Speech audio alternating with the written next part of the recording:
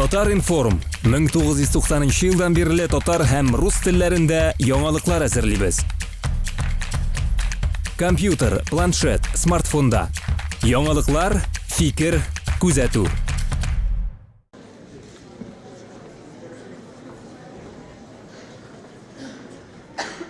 Сугыш беткәннән соң, нәкъ 3 елдан мин туганмын. Шулай кирәк булган.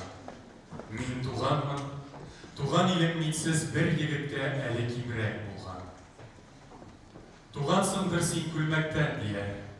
Мондый бәхет тия кемгә генә. Мин күлмәктән тумасам да, биләгәннәр мине әткәй күлмәгенә. Икмәк белән бергә йөргәнмен. Туганмын бит урак өстендә мин. Мине илем көткән, җирем көткән. Шуның өчен тизрәк өстендә мин. Кемдер иртә туган, кемдер соңрак. Ул чаклысы нигә минем өчен? Ә мин үзем вакытында тудым. Нәкъ кирәктә тудым илем өчен.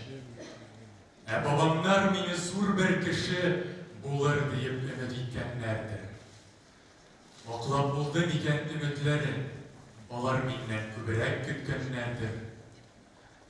Мин туганда асыл ир егетләр, туган илдә әле сирәк булган. Сугыш беткәннән соң нәкъ 3 елдан мин туганмын. Шулай кирәк булган.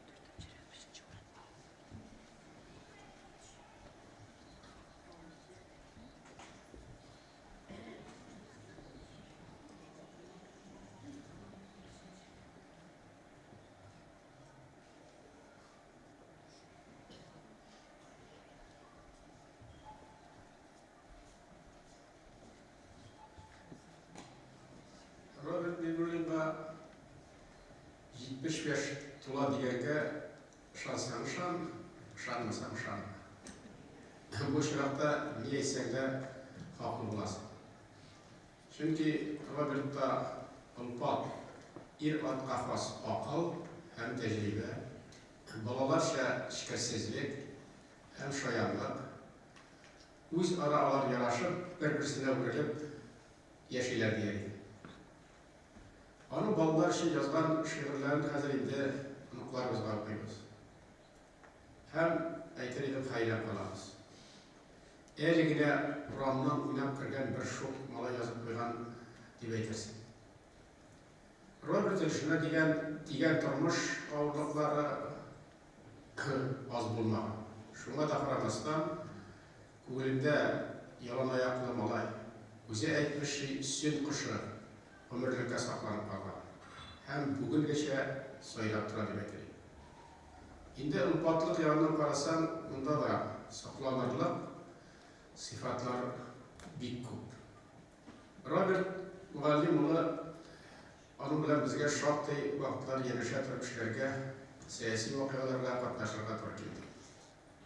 Ул zamanlar, davullu yıllar acayip ağır idi. Аларга бүгінгі күн күзегеннән карасаң, уйлап та куясың.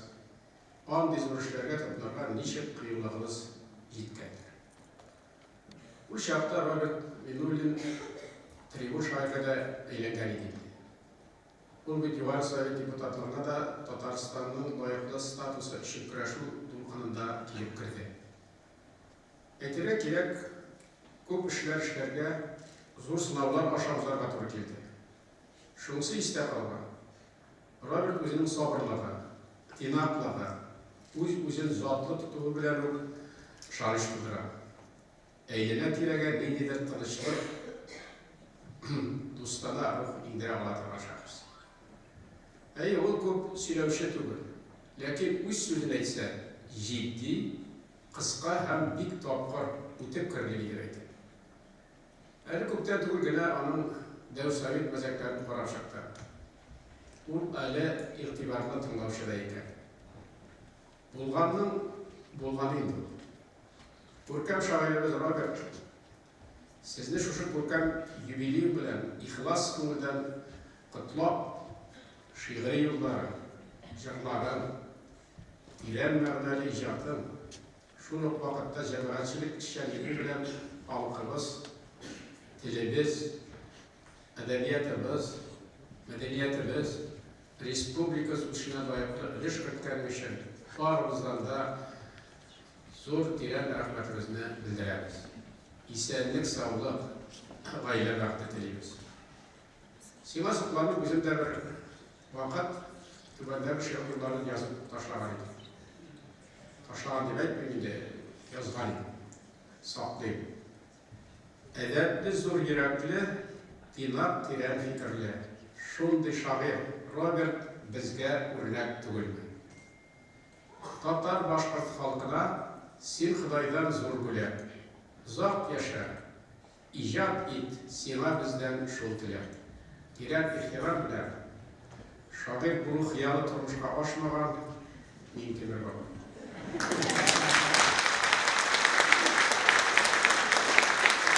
Юбилейный Татарстан Республикасы Дәүләт Киңәшчесе, Татарстан Республикасының беренче президенты Минтимер Шәймиев котлады. Birinci Prezidentimizden юбилярыбызга Роберт абый biz аларны кичәдән соң сезгә тапшырырбыз. Сәхнә артында саклап торырбыз. Сезнең алкышларыгыз.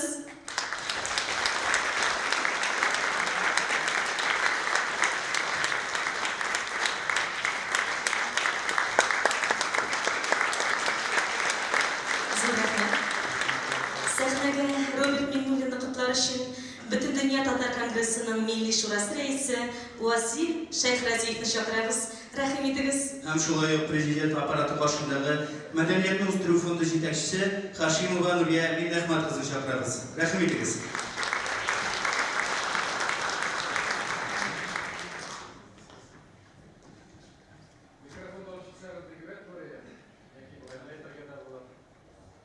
Акустика әйбәт бездә.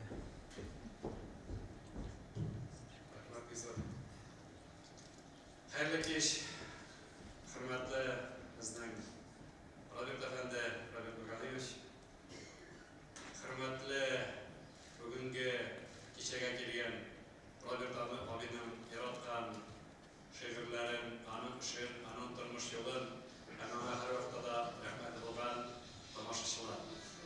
Һәрберебезгә дә бүгенге очрашу кичәсенә килгән өчен рәхмәтемне белдереп, иң беренче безнең президентыбыз Рөстәм Нургали улы Миңнеханов исеменнән, хөкүмәт исеменнән, Бүтән дөнья татар конгрессы һәм шәхсән үзем исеменнән Роберт абыйны шушы матур түгәрәк туган көне белән тәбрик итәбез.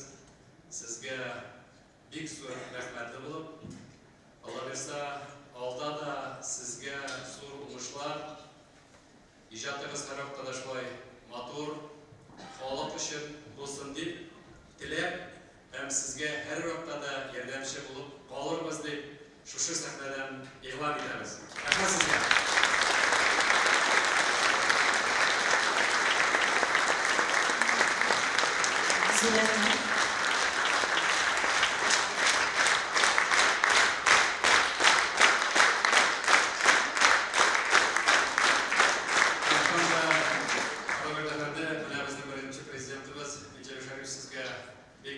Сүзләр әйтте, үзегезнең тормыш юлыгыздан һәм шул вакытта әйтәсебез килә, халыктан да сез Татарстан өчен, татар халкы өчен күп эшләгән безнең шәхсебез. Сез һәр вакытта әйтәсез, менә мин балалар шагыйрь идем. Халыктан да шуннан башланып киткән, сез шуннан булып безнең халык шагыйрьгә әйләндегез. Шушы эшегезне бәхетләнеп эшләгән вакытта безнең Рәсәйдә, республикада зур үзгәрешләр була башлагачтан, үзегезнең менә йөрәктән чыккан хисләрегез белән сез дәүләт советына барып керәсез. Hem indi tiz arada onun komisyonun reisi olasınız. Anları bizden Devlet Sovetinin reisinin orunbasarı olasınız. Anları komitet reisi olasınız. Мен деген işlemesegizde sizin her vaktada çin көңілден, еркінен, халық үшін, республика үшін işlegençleriniz біздің тарихқа кіріп барды. Міне біз қазір өзіміздің республиканың 100 жылдығына әзірленеміз. Һәм менә шу 91-нче, 95-нче, 2000-нче елда булган тарихларны өзіміздің архив аша карыйбыз. Сезне һәр вакытта күрәбез, сезне актив фигур турында укыйбыз. Шуңа күрә бу безнең өчен халыктан да шатлык та, һәм горурлык та. Менә безнең татар егетләре, татар шәхесләре булганнар, аларса булыр да. Менә biz быел республика алдында безнең президентыбыз Рөстәм Нургалиевич зур бүләкләр тапшырды. Шушы республика алдына кем тырышып бирелеп, республика халкыбыз өчен эшләгәннәр кешеләр арасында, шәхесләр арасында. Һәм безнең өчен, минем өчен бик шат иде. Сез шул вакытта безнең президентыбыз булган республиканың дәүләт бүләген алдыгыз, ул дуслык ордены иде. Шуңа күрә кайбер кешеләрдер, кайбер кешеләр белмәйдер.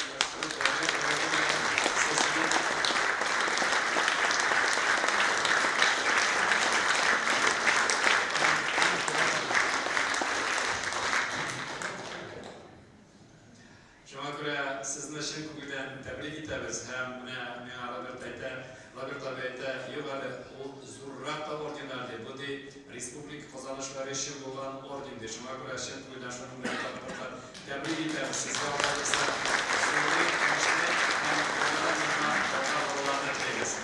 һәм менә инде бүгенге кичәдә хактан да сезне яратып килгән тамашачылар, әле шигырьләр дә укырлар, күп итеп тәбрикләр дә булар. Һәм менә шул вакытта инде бүген безнең әле дуслар да килгән чит өлкәләрдән дә, шуңа күрә сезне беләләр, сезне таныйлар һәм сезгә без рәхмәтле дә. Шул вакытта әле менә мин кулымда зур бүләк һәм күчтәрәш тотып торам. Бу безнең президентыбызның бүләге һәм менә Алла берсә алда да республика күләмендә бүтән өлкәләргә барганмы, үзең эшләрегез буенча эшләшән, яки дәүләт эшләре буенча, мөшавир эшләре белән барып кайтып йөрер өчен сезгә мин президент изисеннән автомобиль бүләк итәм. Моннан башкача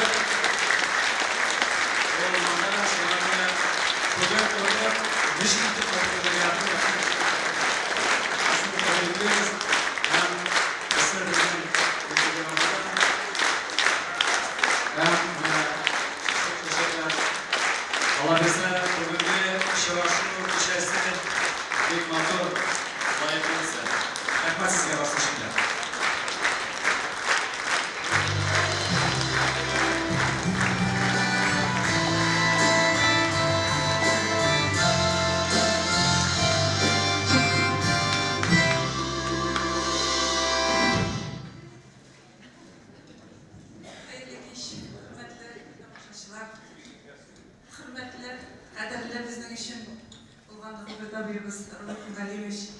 Sizni ixlos ko'nglimizdan Tatariston Respublikasi apparati yetakchisi Safarov Asrat Ahmato'g'li ismidan, o'zimning ismimdan chin ko'nglimizdan shu motor yubileyingiz bilan tabrik etamiz.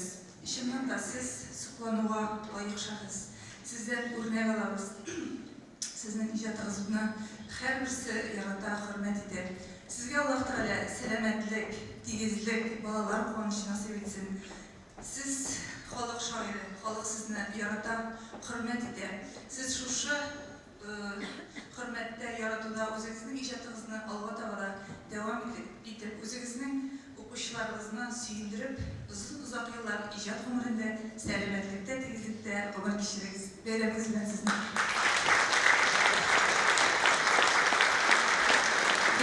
Amin. Hem şulay ihtibar, menə bu İzgitmiş Türkiye Şeşekler Tataristan Respublikası Avul Xo'jaligi Ministri ismindən Marat Ahmetovichdan yubilerimizga bo'lak. Alqışlar bilan qarşılaymiz.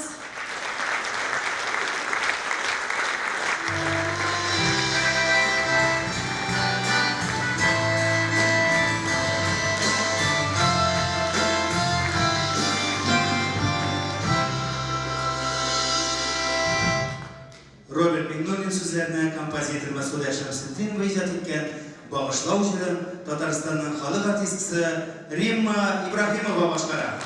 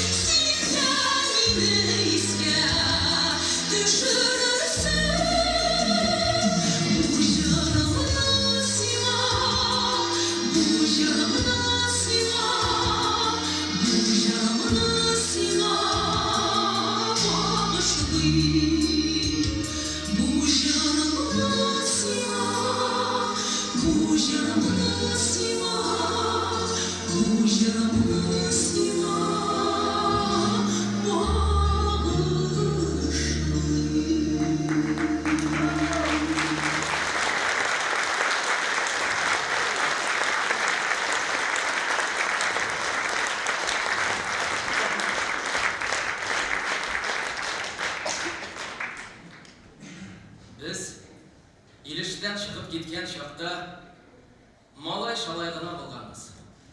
Җәйге шеләләрдә чиләнгәнбез, кышкы салкыннарда туңганбыз. Тормыш дигәннәре безгә бер дә кычакларын җәеп тормаган. Безнең өчен беркем чәчмәгән дә, безнең өчен беркем урмаган. Мәскәүдә дә безне, Уфада да, Казанда да беркем көтмәгән. Аркабыздан беркем капмаган да, артыбыздан беркем этмәгән. Гомер буе чаптык, атлансак да, атландык без җитез атларга. Егылсак да, кара кыелмадык, сер бирмәдек җиде ятларга. Кешеләрдә безнең эшебез юк, үз эшебезне без эшлибез. Димәсәләр, без дә кагылмыйбыз. Кагылсалар, җибеп төшмибез. Эшләп булмаса да безгә дигән эшнең барсында йөзебез ак безнең ил алдында. Күңелләр пак, Ходай каршында. Тик тормышның тәмен белгәч кенә, шигырьләнгәч кенә кызлары, әйбәтләнгәч кенә дөньялары, сиздергәли гомер узганы. Шулай да без матур яшәгәнбез. Ирештә туып уңганбыз. Без ирештән чыгып киткәндә үк шәп егетләр ахры булганбыз.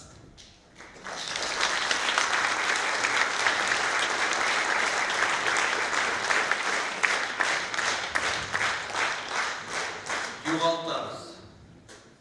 Күп вакытта тагалмыйбыз башка. Сөяк саклы бәкеләрне югалтабыз башта, ә аннары сөйгән ярны. Кайчак үзебезне, кешеләргә әйтеләсе яхшы сүзебезне, күпләребез әткәйләрне югалта бик яшьли, югалган хыяллар, әнә, яшен булып яшьли. Югалтуы шундый җиңел, сизми дә калына. Тапканда гына дигәндер, бик авыр табыла.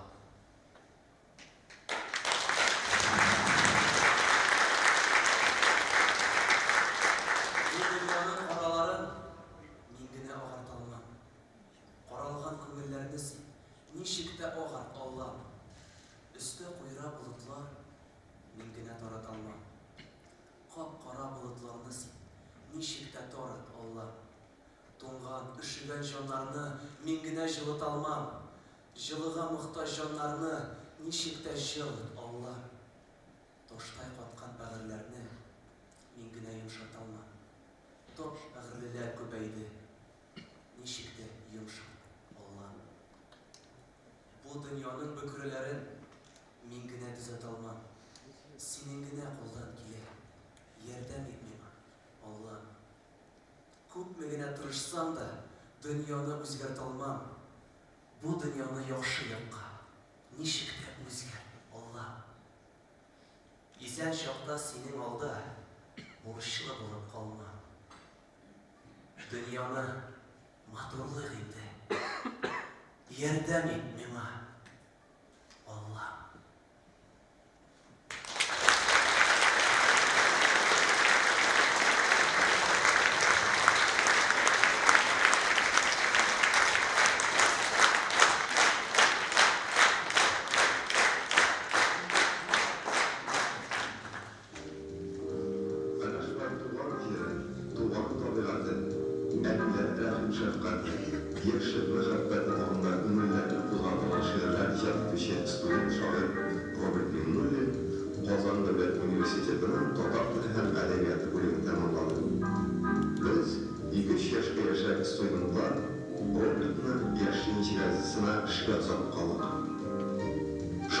Çin-Çin'den balılar dünyasına balalar edebiyatına yapmayılı şu yıllarda başlandı iken hayır.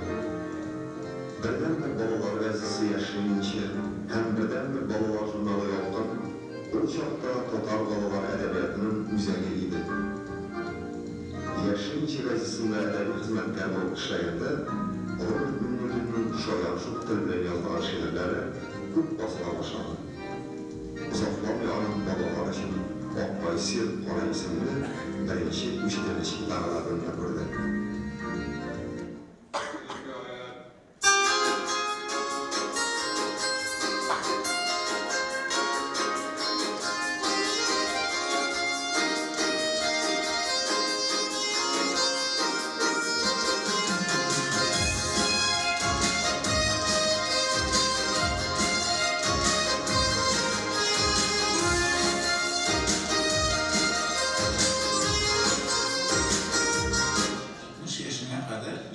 Kitap çıkarsan, 70 türlü hünerge tüze alsan, şıdırsan, 25 yıl boyu deputat da bulalsan, şiiriyette söz bilen ut oynasan, sözüne temgel kilse eğer işlegen işin, belki sen de bulursun Robert Abiday kişi.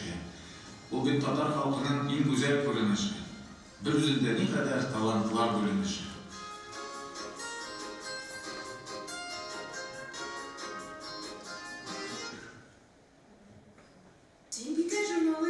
Роберт Миннуллин аерымча якын. Хатын-кыз күңелен тирәннән аңлап, аның кичерешләрен йөрәгеннән үткәреп язган шагыйрь бит ул. Erkekler yaratаны, апа-сеңелләр, кызлар ярата. Гади һәм халыкчан, ихлас һәм ягымлы, шаян һәм якты шигырьләр исә җанны назлап, җай гына тирбәтә. Рәхәт бер халәткә күчәсең, газизәңә, һәр чак янәшәңдә. Агыйделе сүне, ак күбеккә баткан юргалар, сагыну да, моң да, бар да сыган шуларга.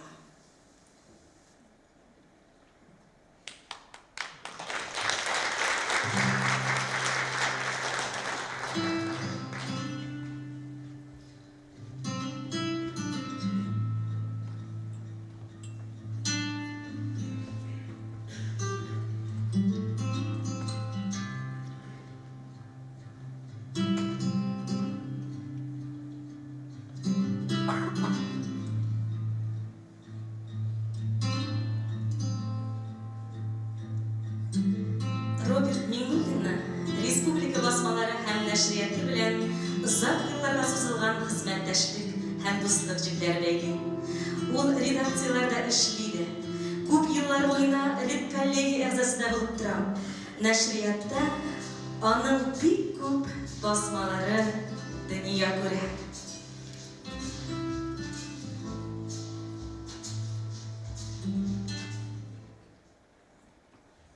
Сабантуй газетасы, хәзер инде журналы. Гадәттә киләчәктә язучы булып китәчәк балаларның беренче әсәрләре Салават күперендә һәм Сабантуйда дөнья күрә иде. Бу хәзер дә шулай. Роберт Миннуллин белән Сабантуй журналы коллективы хәзер дә дуслар. Әйнде киләсе басма ялкын. Монысы инде үсмерләр, мәктәп укучылары журналы. Фатудагы Роберт абыебыз да мәктәп укучысы. Сез Инстаграмда бәлки күргәнсездер.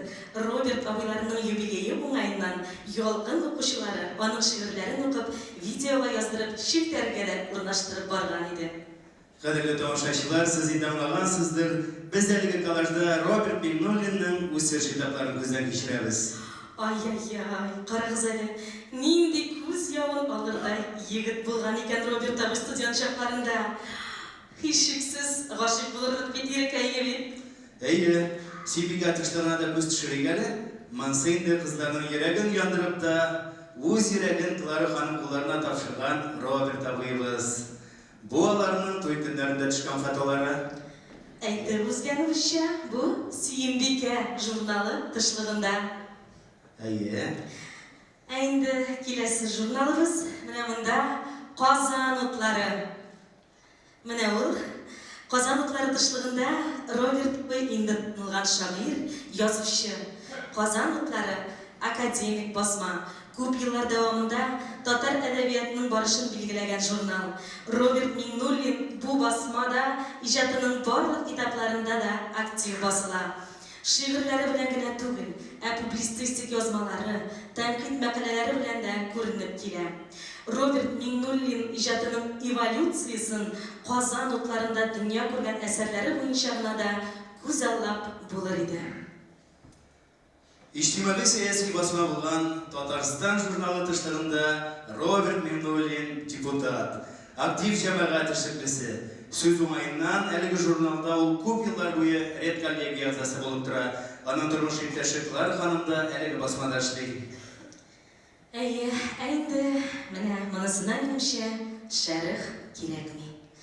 Роберт Миңнуллин иҗаты татар укучысы өчен чын мәгънәсендә мирас ул. Кайын сөйләшә. Башкара Максут Юлдашев һәм Лилияна Ирназарова.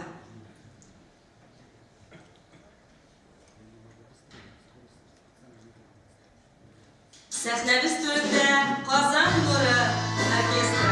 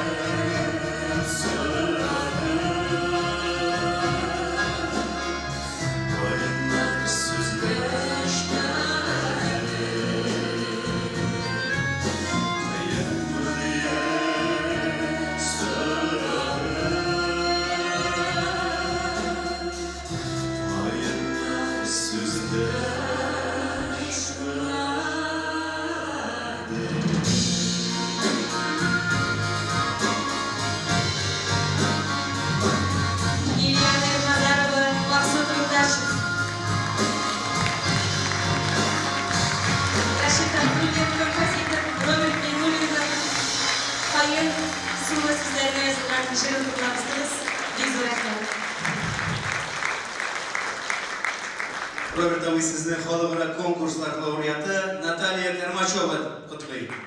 Рәхим итегез.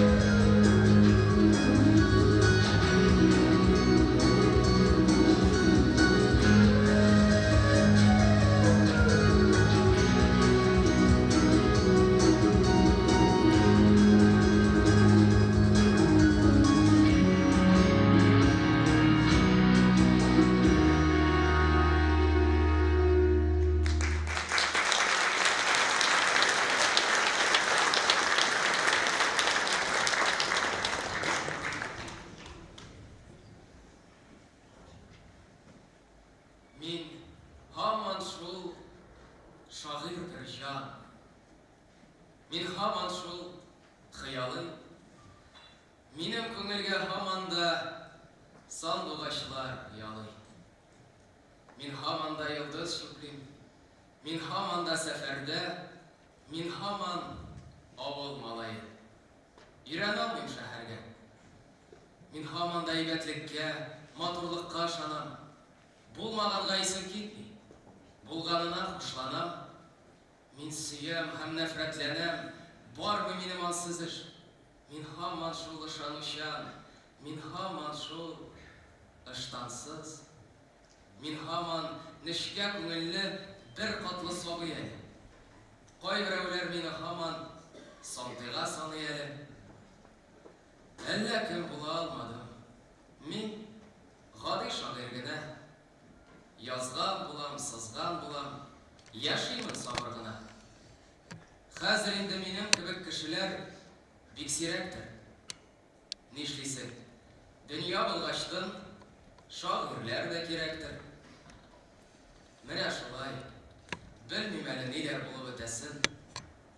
Минем кебек шагыйрьләрдән тагын нәрсә көтәсең?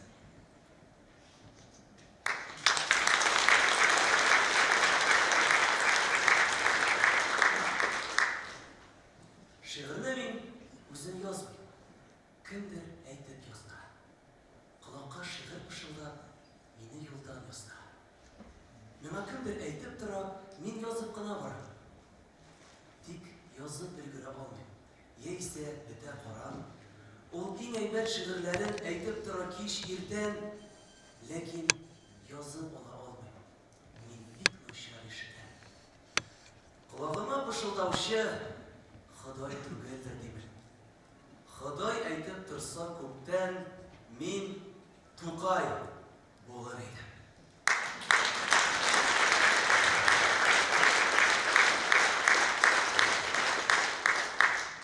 Туган илдә кем пәйгамбәр? Туган илдә кем бөек? Көләчәкләр генә синдән, йөрсәң мин бөек диеп. Анда бар да авылдашлар, анда бар да бер тигез. Барыбызга бер үк тарих, барыбызга бер нигез. Барыбызга бер үк ишек, барыбызга бер зират. Киләчәктә берәм-берәм кичәсе бар бер сират. Мин дә шул ук авылныкы, мин дә шул ук ырудан, моңнарым да әбиләрен җырлаган җыр җырудан. Иген икмим, мин җыр язам, шунда гына аермам. Хөрмәт юк дип үпкәләмим, көтмиләр дип кайгырмам. Рәхмәтле мин нигеземә, җырларымны мул иткән. Туган илемнең бер улы, булсам миңа шул җиткән.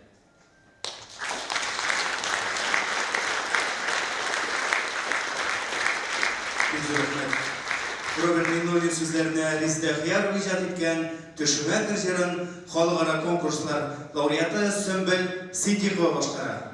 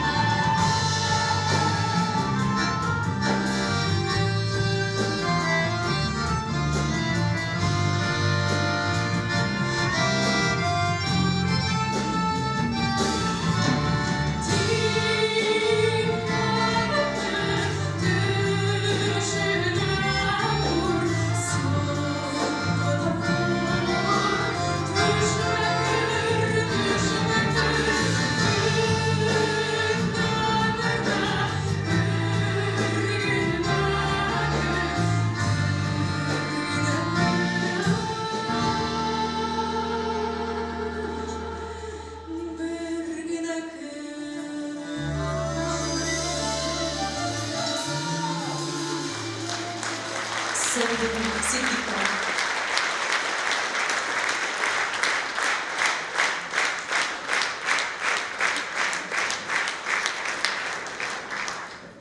Сабый төсле ихлас шаклы торган сайын ныграк сагына. Казаннардан хатлар кышлар булып очат дөбере ягына. Агыйдел яннарында очып килә иде синең хатларың. Истәле һаман. Каушый хатларыңны ачкан чакларың. Ул хатларда без сидек тә җаным. Без кидек тә анда яндык та. Ул хатлар сакланадыр әле берәр ящикта я сандыкта. Шул вакытлар сагындыра. Искә алсам китә исләрем тик. Укырга куркам ул хатларны. Яшьлектәге сөю хисләрен. Без кагылмый айда ул хатларга. Калсын алар безнең яшьлектә. Саклансыннар хисләр күңелләрдә. Саклансыннар хатлар яшьлектә. Кабатланмый тарих кабат-кабат. Кабатланмый яшьлек ике кат. Хатларга демик. Biz үзебез шул яшьлектән килгән ике хат.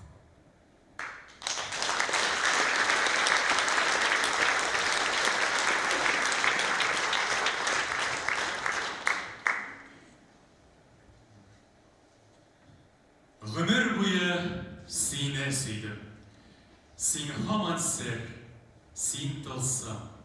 Син бит миңа гына насыйп булгансың, булсын. Димәк, Ходай үзе кушкан, үзе шулай теләгән. Сине миңа, мине сиңа гына тиңләгән. Синнән дә матурларны мин тапмадым, таба алмадым. Дөресрәге, мин аларны эзләп тә карамадым. Һәркемнең үз матуры бит, һәркемнең үз гүзәле. Синең гүзәллегеңә дә йөрәк көчкә түзәле. Кайчак сөю давыллары алсалар да бетереп, дөньяның бар матурларын булмый сөеп бетереп. Матурлар ул меңләгән дә, миндә мең йөрәк түгел. Миңа җаным синнән башка беркем дә кирәк түгел. Минем кебек әлбәттә һәркемгә дә эләкми. Хәер, мин үзем дә синнән башка беркемгә дә кирәкми.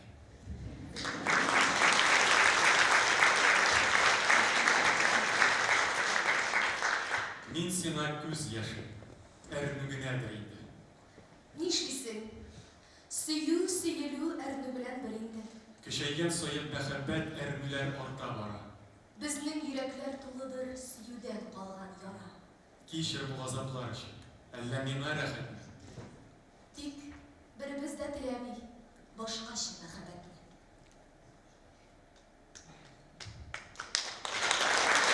Без әйтерлек түгел идек. Бөтенләй башка идек. Хәтерлисеңдер, сөюдән без күккә ашкан идек. Шаккатмалы булмасак та чибәрләр, яшьләр идек. Хәзер шундый чаклар булса, без әллә нишләр идек. Бар иде җаным, бар иде. Ләйлә Мәҗнүн чагыбыз. Мәҗнүннеке, Ләйләнеке, әле дә бу җаныбыз. Ул чаклар кайтмас шул инде. Сагынсак кына инде.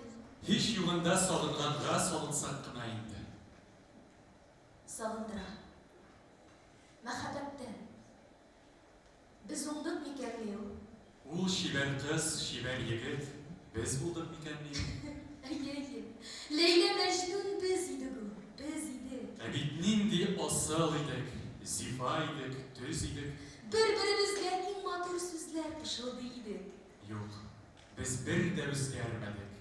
Без нәкъ шушындый идек. Искитми кеше сүзенә. Хит кемгә санасыннар. Алар башта безнең кебек яратып карасыннар.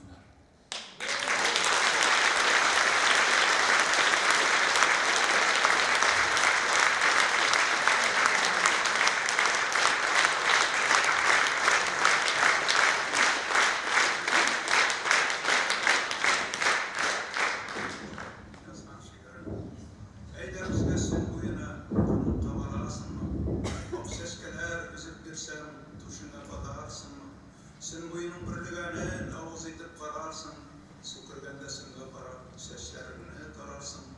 Kişiler üstünde yayılgan yıldızlardan bulursun. Alanlarda şaşak sayıp takıyalar bulursun. Haydi bizge sün boyuna konakka barasın. Tigin ötma, sün boyunda o haberge kalasın.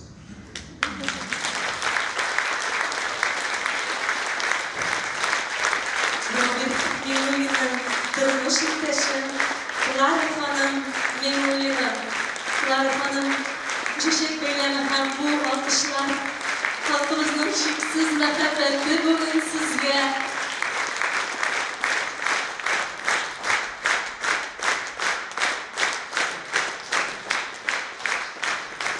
Memnuniyet sizlerine Rüstem Yakin icat etken Kilen Tüşkanda Jırın Халыкара конкурслар лауреаты Айсулу Нуруллина башкара.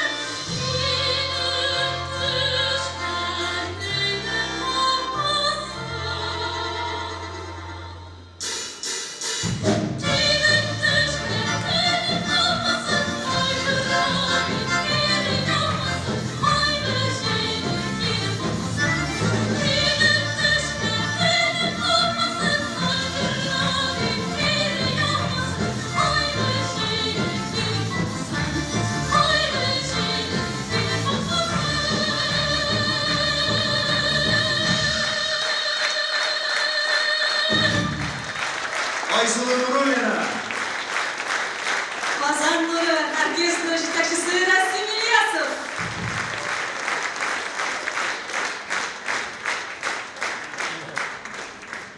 Бәләкәй чакта мәктәптә ул бик әйбәт укыган. Кызлар белән утырса да бик тәртипле утырган. Шулай да кайчагында дәресе калгалаган, аннан математикадан эшлеләр алгалаган. Еларга яратмаса да аны еш ялатканнар. Еш ялатканнар да үзен бик яратканнар. Ул әле дә үзен кеше ярата дип белә. Килешмәсә дә йөри ул эшләпә киеп кенә. Бик аз сүзле, бер дә юкка, бик көенми ул артык. Шөгыльләнми спорт белән. Шуңа бераз юантык. Бераз гына юан булу аңа бик тә килешә. Кызлар гына аны күргәч ни өчендер көлешә. Ул бик озын буйлы түгел, бик үк кыска түгел, уйнаган була гармонда, ләкин бик оста түгел. бик оста уйнамаса да, ул күңел биреп уйный. Һәм үзен ни сәбәптәндер талантлы дип уйлый. Балалар аны тиз таный. Күбесе белми дә. Шигырь укып көлдерә ул. Үзен итеп көлми дә. Сәхнәгә бер чыгып бassa, сибәгенә бер чакны. Ул үзе начар да түгел, шәп тә түгел ул чаклы. Ул ипи дә бик ярата. Үзе үстермәсә дә, хәтта кәнфит ашый. Хәер, ансы башка мәсьәлә. Шундый кызык бер кеше ул. Кем дисезме? Мин ул. Мин, шагыйрь Роберт Миңнуллин! Роберт Миңнуллинның рәсем сәнгате яратуын бик күп рәссамнар белән иҗатташ дуслыкта булуын беләбез. Аның китапларына күп еллар дәвамында республикабызның иң затлы, зәвыклы рәссамнары иллюстрациялар ясады. Алай гына да түгел. Аның дачасы картиналар белән тулы. Анда шагыйрьнең портретлары да, аңа ясаган карикатуралар да урын алып тора. Роберт Миңнуллин үзе юк, миңа карикатура ясый алмыйлар дип кырт кисәргә яратса да, без бу юбилей уңае белән танылган рәссам Булат Гыйльвановтан ясап карауны үтендек. Рәссамнар исеменнән бүлекне сезгә Булат Гыйльванов ясады, Роберт абый. Рәхим итегез. Карыйга әле шаган микән?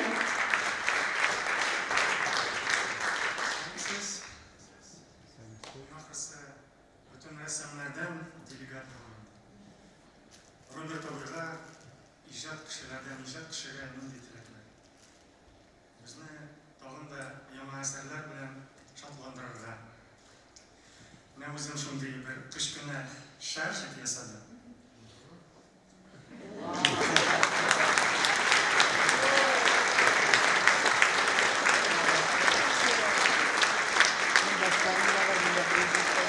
Гафу итәрсез, әзрәк шибәррәк ясадым сезне.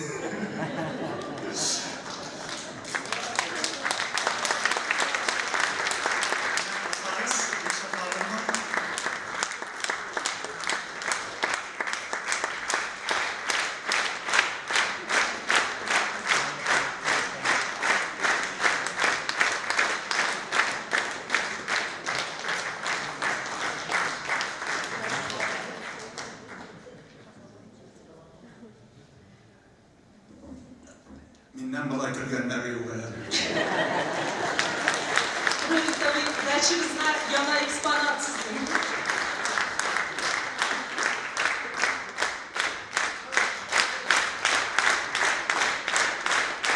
Зур рәхмәт.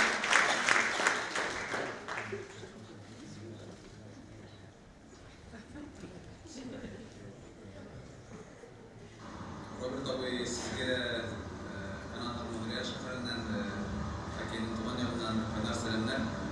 Сезне үзебезнең Монреаль татарлары исеменнән шушы юбилей кичәгез белән хуплыйсыз килә. Сезгә нык сәламәтлек һәм алга таба да иҗади уңышлар теләп калсагыз килә. Үзегезнең иҗатыгыз белән татарларны, татар халкын сөендереп торабыз. Рәхмәт, сау булыгыз.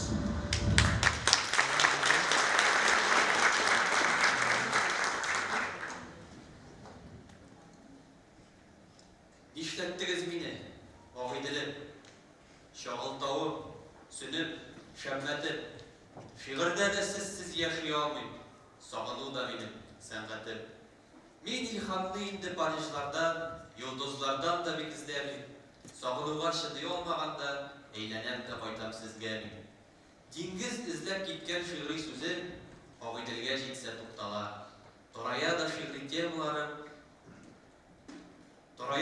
темаларым сезнең кирәгәрәк туплана. Булган фикерем дә, лирикам да, фәлсәфәм дә туган җиремнән. Туган җирем читкә җибәрмичә, тотып тора мине җиңемнән. Ят якларның тәмен ямен тапмыйм, чит җирләргә йөреп базмагач. Шигырь язам сезгә, сезнең хакта. Кемдер яза, мин дә язмагач.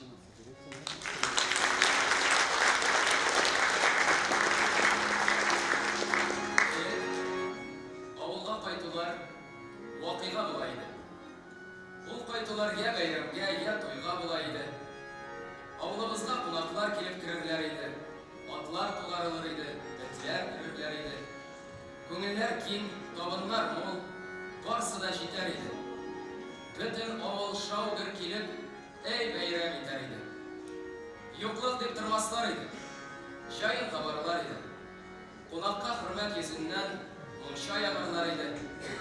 Сугым суярлар иде дә, әлеш куярлар иде. Кунаклар килүгә диеп, балын куярлар иде. Балы булгач була инде, кунак дәшәрләр иде. Авылда татарлар элек шулай яшәрләр иде. Кайтканнарны чиратлашып кунакка алыш иде. Теләсәң, теләмәсәң дә кунакка барыш иде. Авыл гөрләп тора иде. Төнлә дә тынмый иде. Төнлә дә тынмый иде шул. Йоласы шундый иде. Кушалар белән кунаклар урам урарлар иде. Бер килгәчтен берне түгел, өчне кунарлар иде. Ә бит ачлы туклы идек. Заманнар авыр иде. Бу минем малай чак иде. Бу безнең авыл иде.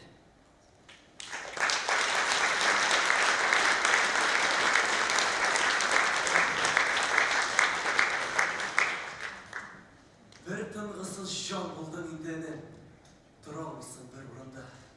Сен яшисің әлі, әйтерсің әлі, көшме қабилелер шығында. Бір қарағында сен Әстірханда, Қазақстанда, я Қазанда, я Шәмәтте, тек хамында сені нидір шетне, нидір озанда.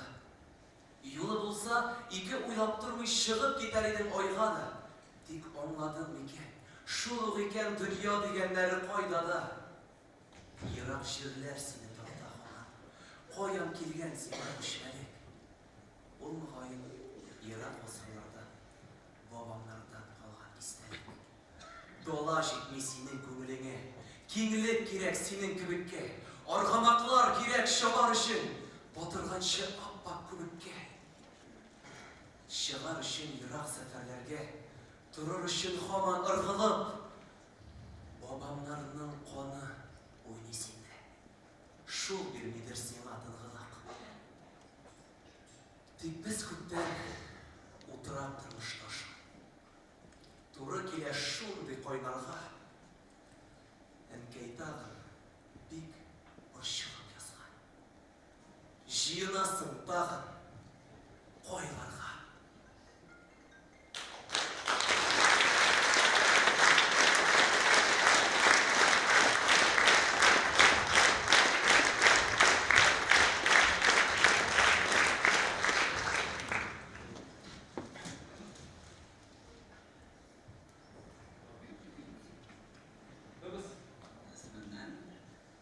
Sizin юбилей туған күніңізді чын жүректен құтлаймыз. Сізге исәнлік, саулық, ғайлаңызға бақытлы тұрмышлар тілеп қаламыз.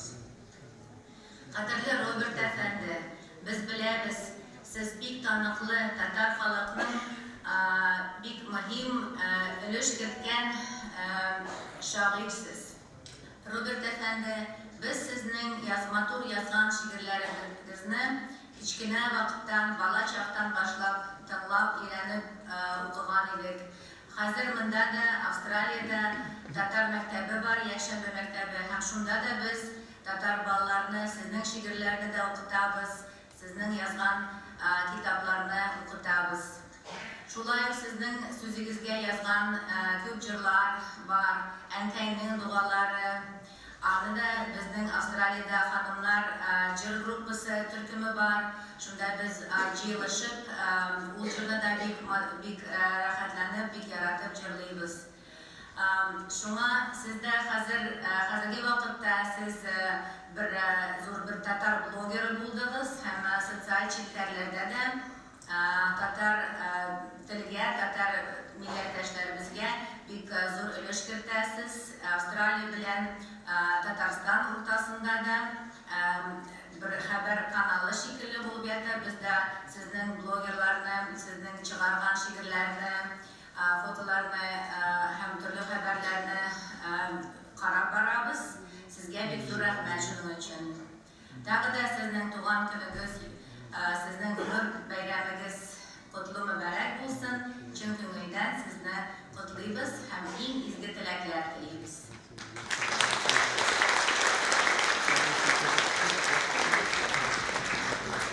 И бұрынғы күшмә татарларым, түрлілерден түрлі түркилерім, тыңлыйм да мен йылыйм татарымның, түркилерден келген зір күйлерім. Утлы жырлар, туплы жырлар кешкен, утлы жырлар кешкен татарларым, Евразия далалары буйлап, бүгінгіге күшкен татарларым. Скиф та біз, татар-монгол да біз, сармат та біз, уғыз, Хәзәр да біз. Кімнәр генә булыр едік хәзір, бір ырулы булса, әгәр дә біз. Біз Қыпшакларның да, Сүннәрнең дә, біз Нугайларның да дәвамнары, шул жырлардан килә татарларның патшалары һәм дә гавамнары. Буларлардан, алтын урдалардан, ханлыклардан калган татарларым, заманында Парижларны алган, Берлиннарны алган татарларым. Бу тарихта күпме җимерелгән патшалыклар, илләр, каганатлар, кафалыклар калган. Чаба һаман шул җырлардан безгә калганатлар. Үзгәрешләр һәм әверелешләр, мең төрлегә тарих әверелә. Теләсәк тә хәзер кайтып булмас бабайларның бөек дәверенә.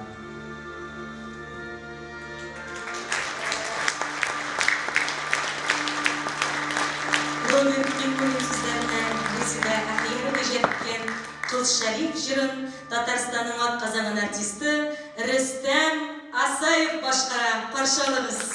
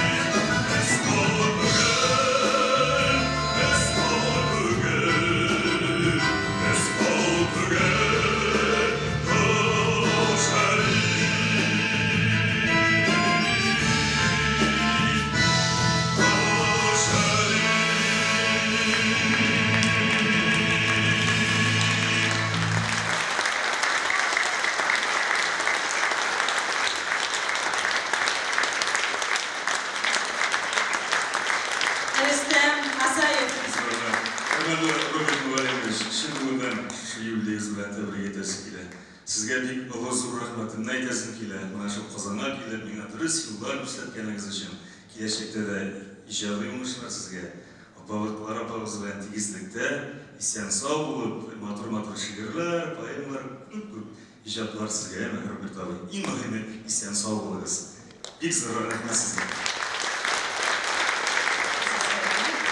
Шулай итеп узарга кирәк. Роберт Миңнуллин белән Резеда Ахиярованың иҗади дуслыгы күп еллар дәвам итә. Син үлгәнче мине сагынырсың, төшемә кер, бәхетле булыгыз, яратыгыз кебек халык арасында популяр булган җырлар, алар тәндемә тудырган ядкәрләрнең кайберләре генә әле. Сәхнәдә Татар дәүләт җыр һәм бию ансамбле коллективы, Татар бәйрәм биюе.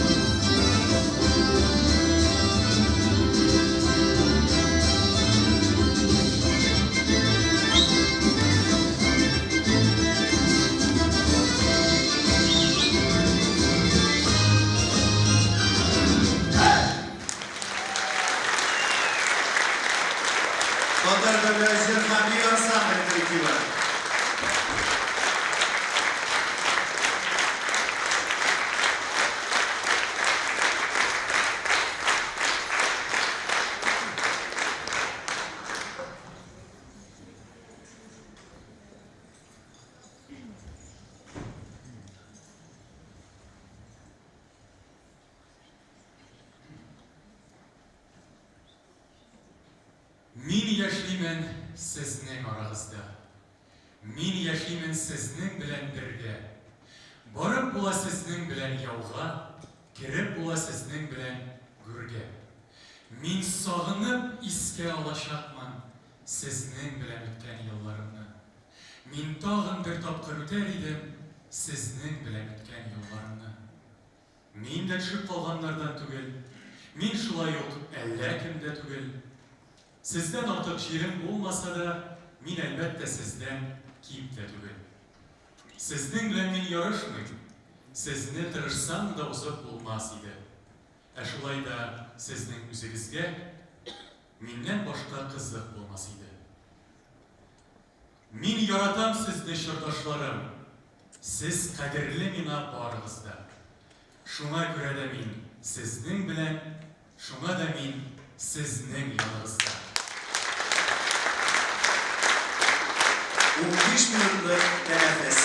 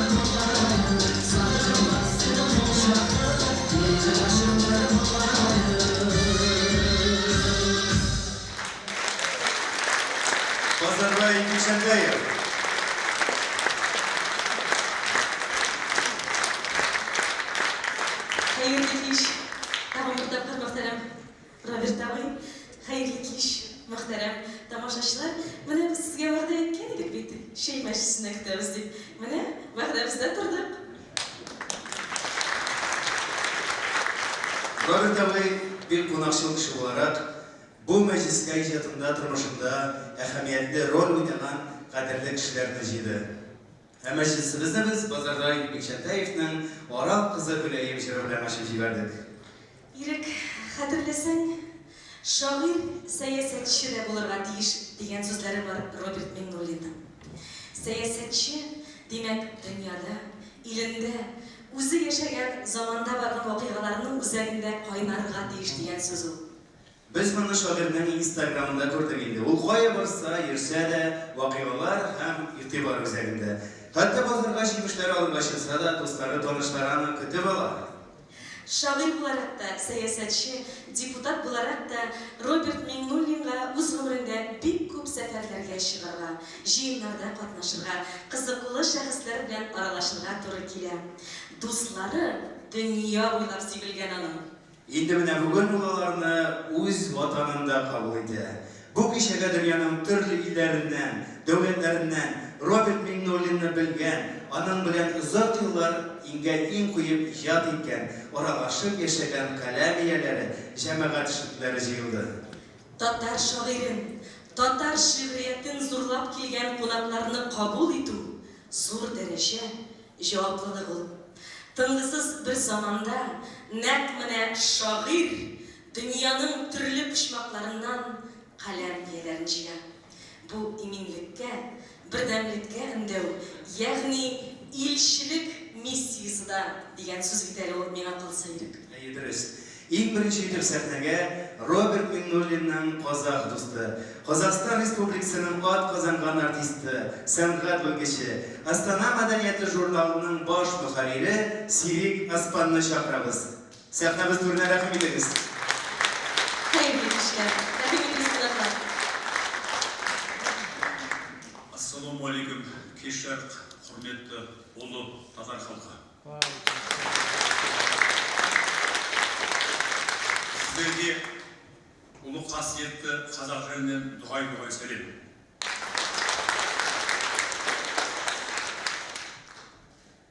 Біз Роберт Миңнуллин ағамызды қазақ оқырмандары, бүкіл қазаққа әйгілі ұлы ақынымыз Мұқағали Мақатаевтың тәржімашысы ретінде, мықты ақын әрі жазушымыз Нұрлан Оразалиннің еңбектерін тәржімалаушы ретінде, оның бер жағында түркі дүниесінде Мақтұмқұлдың еңбектерін аударған аудармашы ретінде жақсы сүйеміз, білеміз. Сондықтан бұл кісінің бізге шайырлық орны, мемлекет қоғам қайраткері ретіндегі орны өте бөлек. Жалпы мен бағана телевидениеге де, радиоға да интервью бердім, сонда айттым, мен осы елге, осы Татарстанға, оның ішінде Қазан еліне бала күннен қашық едім. Бір келіп көрсем деп едім, сол арманым іске асты. Оны шақырған киім бауырым саған мыңда бір рахмет. Әйтпесе өмірді көрмеген еді екен Қазанды. Жалпы Қазан деген қала бұл тарихта өзінің ұлы орнын ойып алған қала. Бұл жерде Қазан университетінде кеше ұлы пролетарияттың көсемі болған Владимир Ульянов оқыса, Лев Толстой оқыса, әлемге Шаляпин тәрізді контрбас өнер адам берсе, яғни ұлы орыс халқы татарларға қарыздар. Мен Қазақстаннан, оның ішінде Астана төрінен, сол Астананың руханият, мәдениет орталықтарының атынан келіп тұрмын. Аса құрметті Роберт Мұғалімұлы, сізді Қазақстан Республикасының ғылыми зерттеу Қазақтану институты мен Қазақтану журналының атынан 70 жастық мерейтойыңызбен шын жүректен құттықтаймыз. Сіз барлық саналы ғұмырыңызды отаныңызға еңбек етуге арнадыңыз. Сіз қазақта телғозы деген ұғым бар. Ол башқұрт пен татардың төсін қоса бірдей шыққан адамды солай деп атайды. Сондықтан сіз екі елге бірдей, ала бойды бөле ұрыққан жүнге жармайды деген мақал бар. Сол екі елге тел азаматсыз. Бүкіл шығармаларыңыз татар тілінен бірнеше шет тілдеріне аударылды. Бұл жағынан сіз өте бақытты азаматсыз. Екінші айтарымыз, сіз өз творчестволық қаламыңызды балалар әдебиетінен бастап, даналар әдебиетінен аяқтап отырсыз. Сіз татардың ұлы ақындардың қатарына ойып тұрып орындалатын кезеңіңіз болды. Осы есет еңбектеріңіздің айғағы ретінде сізге Татарстанның халық шайыры, Татарстанның еңбек сіңірген қайраткері, Башқұртстанның еңбек сіңірген мәдениет қызметкері, мемлекеттік сыйлықтың лауреаты, тағы да көптеген атақтардың иесісіз. Оның ішінде ең үлкен атақ мына балалар әдебиетінде түркітілдес халықтардың арасында ешкімге бұйырмаған Ганс Христиан Андерсен атындағы үлкен сыйлықтың лауреатысыз. Біз сізді мақтамаймыз, біз сізбен мақтануымыз керек. Сіздің ағаңыз, ұлы ақын қазақтың Олжас Омарұлы Сүлейменовтің бір жақсы мақалы бар. Этот человек тем знаменит, что его некем заменит деген.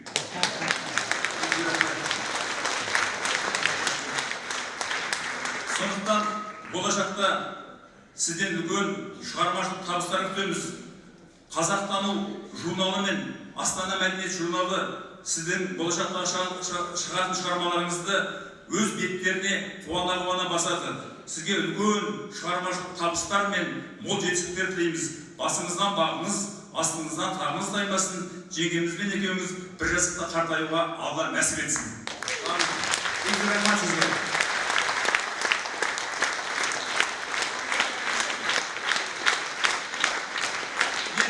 Мен карикатура сала болмадым. Бірақ өзімнің дизайнер досым бар. Соған мына сурет Инстаграмның алдында, сосын ағам мемлекеттік қайраткері ғой. Мемлекеттің туын жанына елден басын қосып, өзімнің жүрегімде мынаны 2 жарым сағат самолетті құшақтап ұстап келдім. Бұдан үлкен жасауға болатын еді, самолет қабылдамайды екен. Ең үлкен дос болды, қабылдаңыз.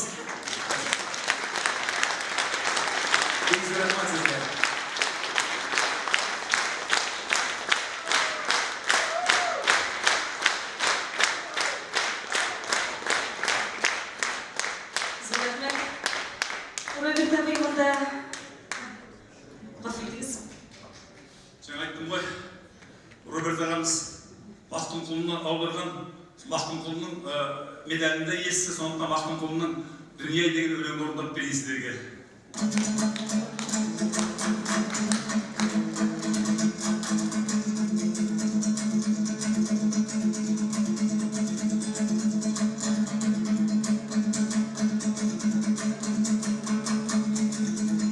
Төсімде толқын жарған кемен оқ, бірақ күнді төңірексің дүние-ай.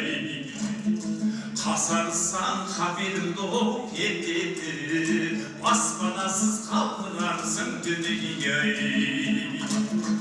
Еш білмейсің темің қашан бітерін, қабір өлшер әрбір басқан қадам дедің. Дүние қуып қапып жүрген адам дедің, үстін баса жол саларсың дүние-ай. Тауда қайым жолбарыспен барыстар, білмем бір күн тұшқан шығын алысар. Сең соғылса білдегінен бақыттар, құлақ құрған танаға тек айтылар сен. Еш білмейсің темің қашан бітерін, қабір өлшер әрбір басқан қадам дедің. Дүние қуып қапып жүрген адам дедің, үстін басына жол саларсың дүние-ай. Бір үстемдей шырсам жаудың жағасын, ескендірдей алсаң дәнем қаласын.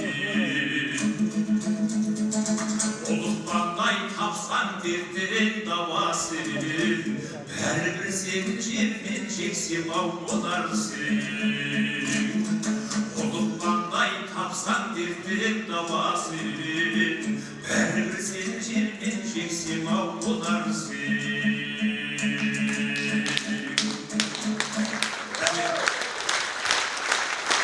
Екінші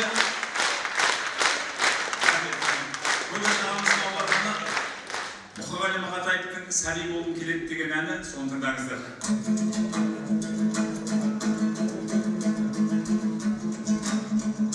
Құста болғым келмейді, қанатым бар. Қанатым бар күмістен жаратылған. Сәби болғым келеді,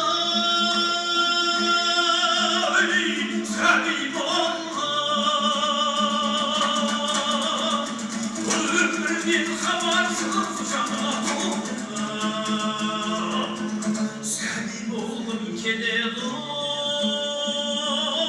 сәби болғым. Бұл өмірден хабарсыз жаңа туған. Тар бесігім кең жаһан тарылмаған. Біреуге жоқ, біреуге табылмаған. Сәби болғым келеді, сәби болғым. Ана сүті аузынан арылмаған. Сәби болғым келеді, сәби болғым. Ана сүті аузынан арылмаған.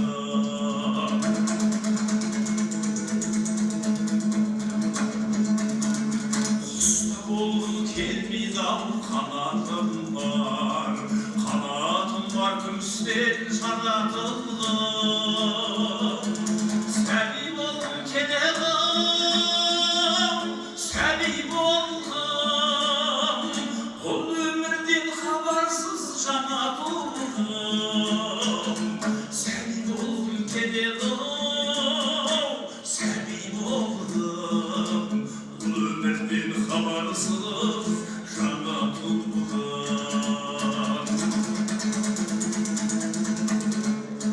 Қанаттанып бір күні ұшармындай, кесілмесін мейлі тұсауындай. Сәби болғым келеді, сәби болғым. Сәби жуғанатын құшағындай. Сәби болғым келеді, сәби болғым. Сәби жоқ ананың құшағындай. Сәби болғым келеді, сәби болғым. Отыратын анасай құлығымда.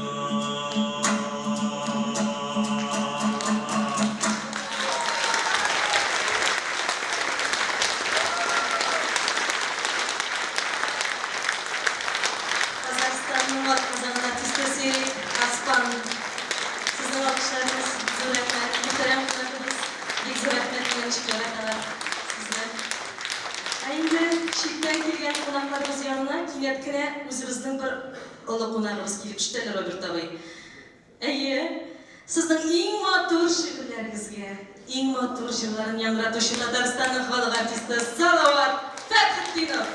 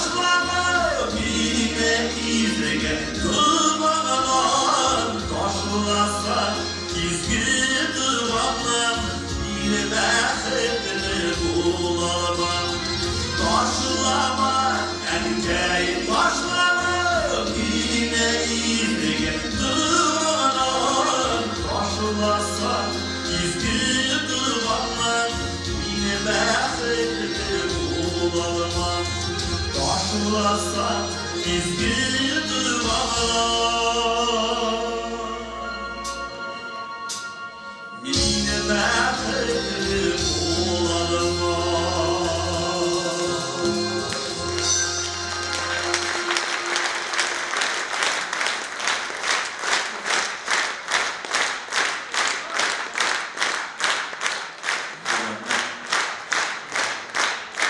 Kanalımızda bir rahmet, yoldaşlarım var sizde Robert abiga deb kabul eten.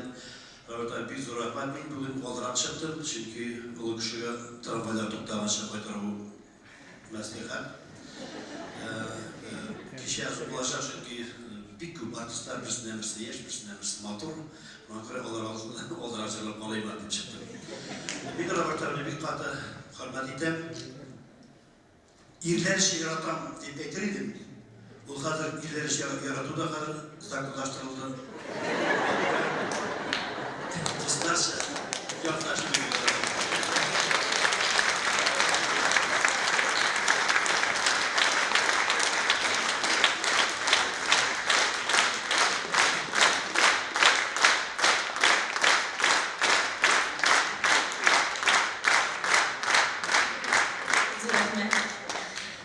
Kişimizde devam ederiz.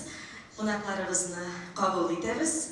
Azerbaycan'ın Xalq şairi, filologiya fənləri doktoru, Azerbaycan'ın Bütün Dünya Kongresi Assambleyası reisi Tanzila Rustamxonova bilan filologiya fənləri doktoru, professor, terjemachi Ramiz Askar. Rahmet etiriz, qadrli qonaqlarımız, Azerbaycan'dan kelgan do'stlarimiz.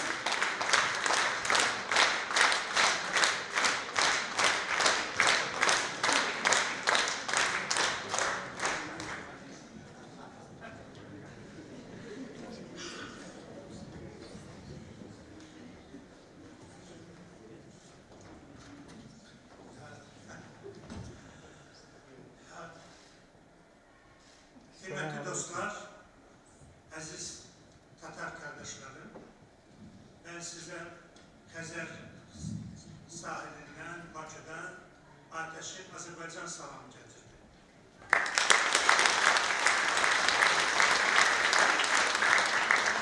Ben çok şadam,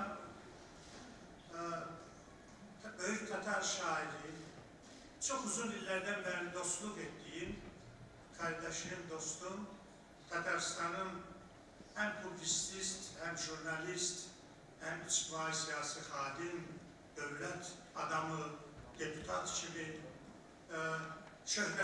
şöhretlenmiş ve millet arasında, halk arasında sevilen Robert Binduri'nin 70 yıllık bayramında sizinle bir yerdeyim.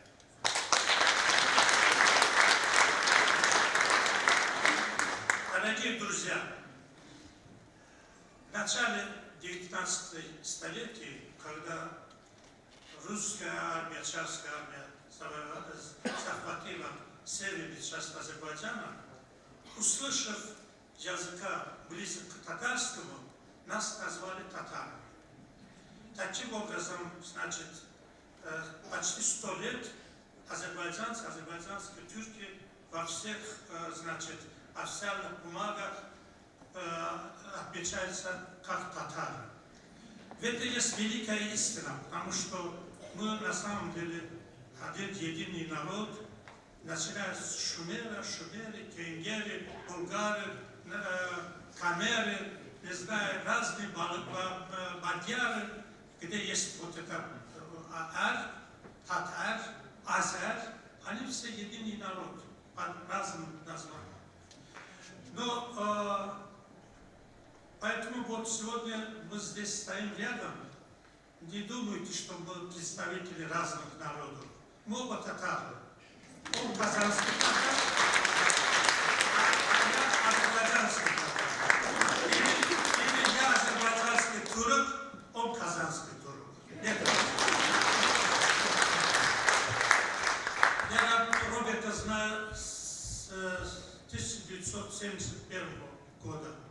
Через 3 года мы будем отмечать, значит, 50-летие знакомства, дружбы.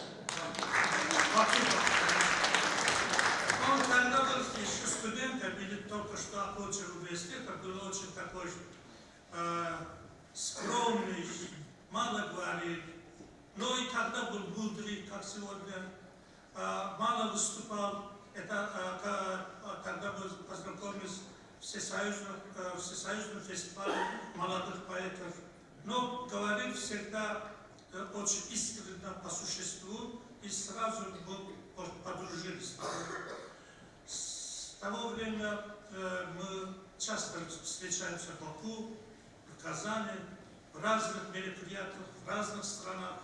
Он всегда великолепно, очень достойно представляет своего народа, татаров, как говорит он великолепным стихотворением «Татарларым».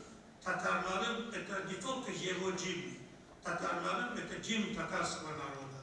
Это великолепно. Если Роберт Тимурин, кроме этого стихотворения, ничего не написал бы, все равно бы он вошел в татарскую литературу как великим поэтом, как мало написал Габдулла Тукай, но стал великим.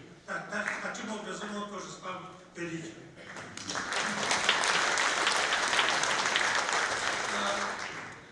25 лет он был депутатом. Когда мы познакомились, мы не знали, куда мы идем, какая наша судьба. Но 25 лет он был депутатом. Это сложное время, сложных годах. И 25 лет я был депутатом. И все время у нас был связь. Мы всегда искали друг друга. Следили, что мы делаем, что мы пишем. Но он еще счастливый человек, потому что его народ любит. Не каждого депутата, не каждого поэта.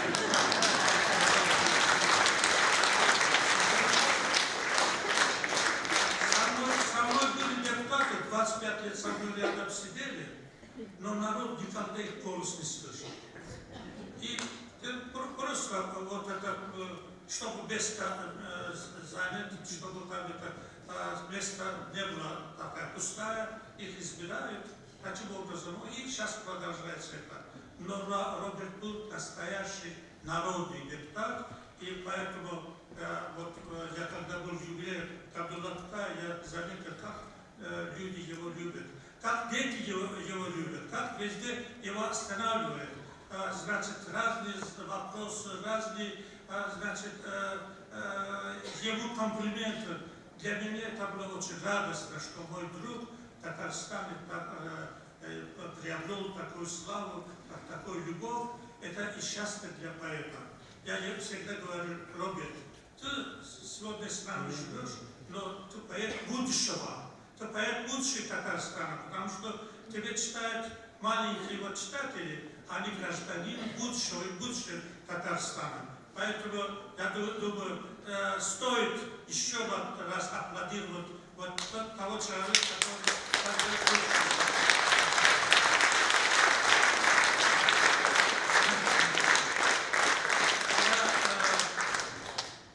Тут очень много говорили. Я, вы знаете, сперва подготовил выступление на татарском языке. Бедные перевели для меня. А потом вижу, в общем-то, опыта нету, поэтому я все понимаю, что вы говорите, но вот поделиться очень трудно. Я еще раз, татарский народ – великий народ. Я был во всех континентах, и везде встречался диаспоры татарского народа. Я видел, выступили из Австралии, и в Австралии тоже с ними встречался. Но такая судьба. Я думаю, что единственный путь спасения – это беречь великую литературу, историю, любовь к литературе, языка, главный язык. Вот язык есть, народ есть. Нет языка, народ есть.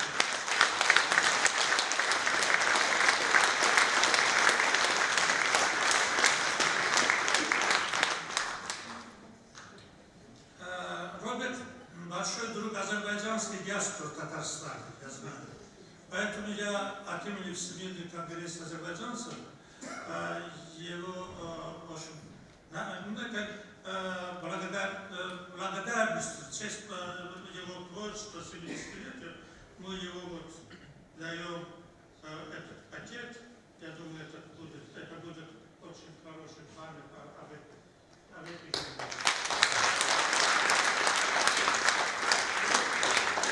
И еще маленький сувенир, это для Клара Хамона.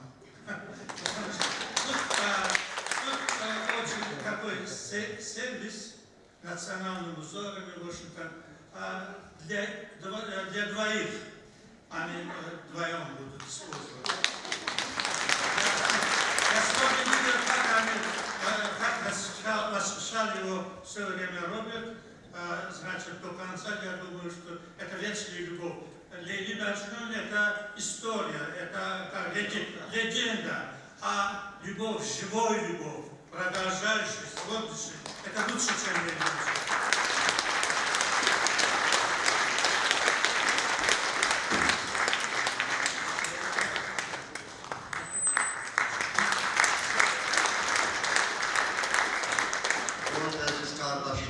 Aziz kardeşler, ne Aziz, ne Abdullah Abdullah.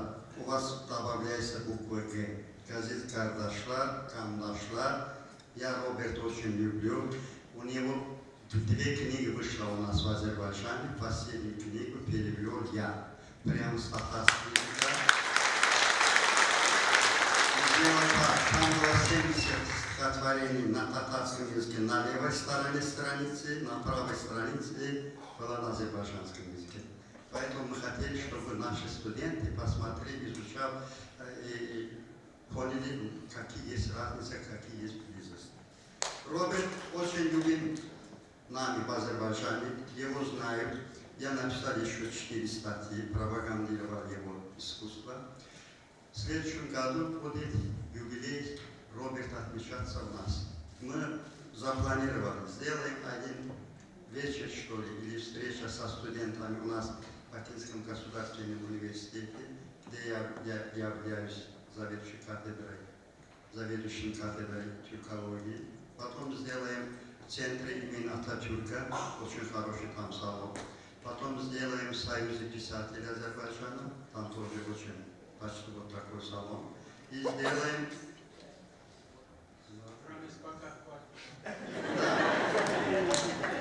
Вот, в 4 местах. Будем сделать, отметить его 70-летие. Я думаю, что я написал в одном статье, что Robert Müellimoğlu 70 yaşın mübarek. Seninle görüşerik, 5 yıl sonra biz gerek.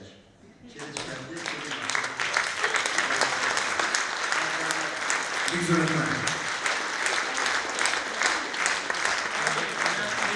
хочу добавить очень известная чувашская поэтесса Раиса Саадли, которая вот приехала сюда, это юбилей. Она тоже в 1971 году была с нами вместе.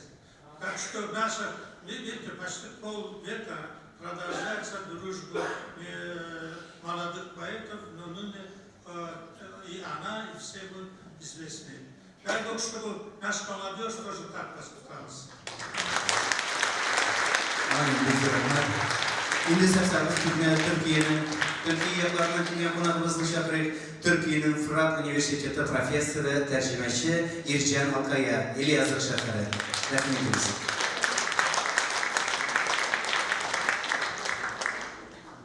İster misiniz, hürmetli konaklar? Robert abi, o sizin yine şairiniz değil, o bizim de şairimiz. Hani siz yine yaratmışsınız, hani biz de bir yaratalım. Biz Türkiye'den Dürtev kildik Robert abi için.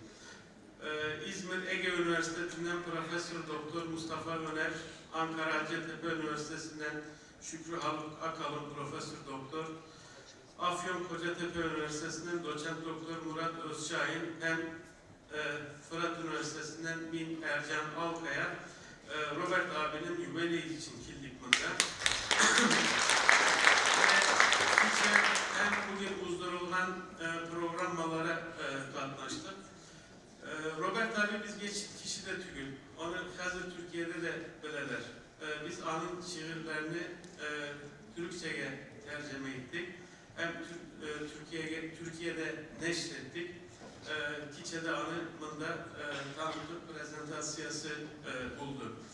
Bu biz geçit kişi tügül çünkü 2014 yılında bizim şehrimizde kildi. Fırat Üniversitesi'nde kulağımız buldu.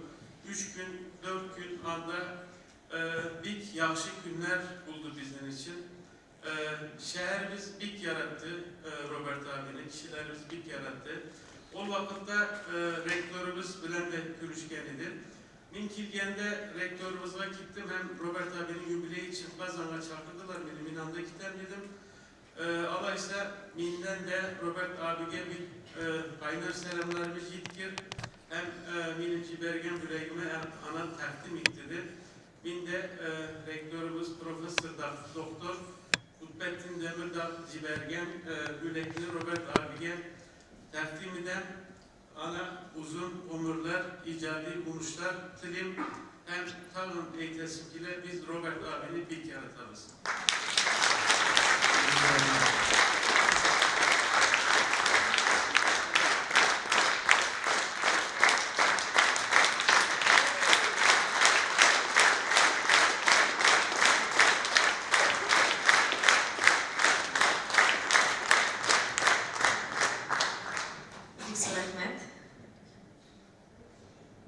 Fatura çıktı. Üstelik de faturalar buldu mu? Zahmet. Meclisimizde devam edip, Mari Il Respublikası'nın devlet başlığı orunbasarı Mikhail Vasyutin bilen Mari İl'nin halk şairi Gennadiy Ayar Sabantsev'ni çağırabız. Kilmetlerimi. Demek, alğa taba gidemiz. Şuvaşı'dan kelgen konaklar bunu. Şulay mı? Şuvaşı'nın halk şairi Tatarstan'ın at kazangan medeniyet hizmetkari Valeri Turgay. Hem şöyle dramaturg bağlar yazıcısı Raisi Sarbi. Yardım ediniz.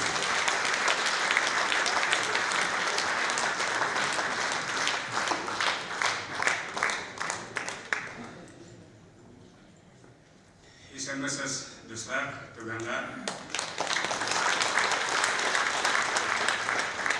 Hazır men bunda временно исполняющий обязанности посла Чувашской Республики в Татарстане. Hazır men bunda сопровождающее лицо нашей великой Раисы Сарби. Hazır men bunda Роберт Минулин достар. Сперва позвольте исполнить обязанности, временно исполняющего обязанности посла Чувашии в Татарстане.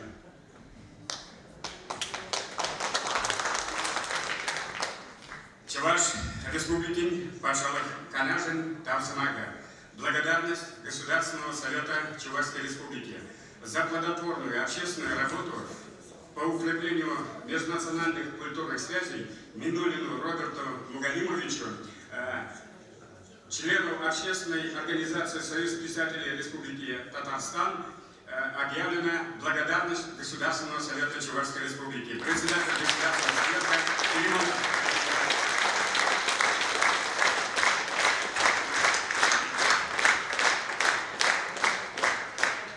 Еще так получилось, что нынешний наш министр культуры, которого мы очень любим и уважаем, уроженец Татарстана, который возглавлял нашу автономию, наш национальный культурный центр Татарстана, Константин Геннадьевич Яковлев. Он очень хотел приехать, но он в данный момент в Петербурге в командировке. Благодарственное письмо Роберт Абый от министра культуры Чувашии.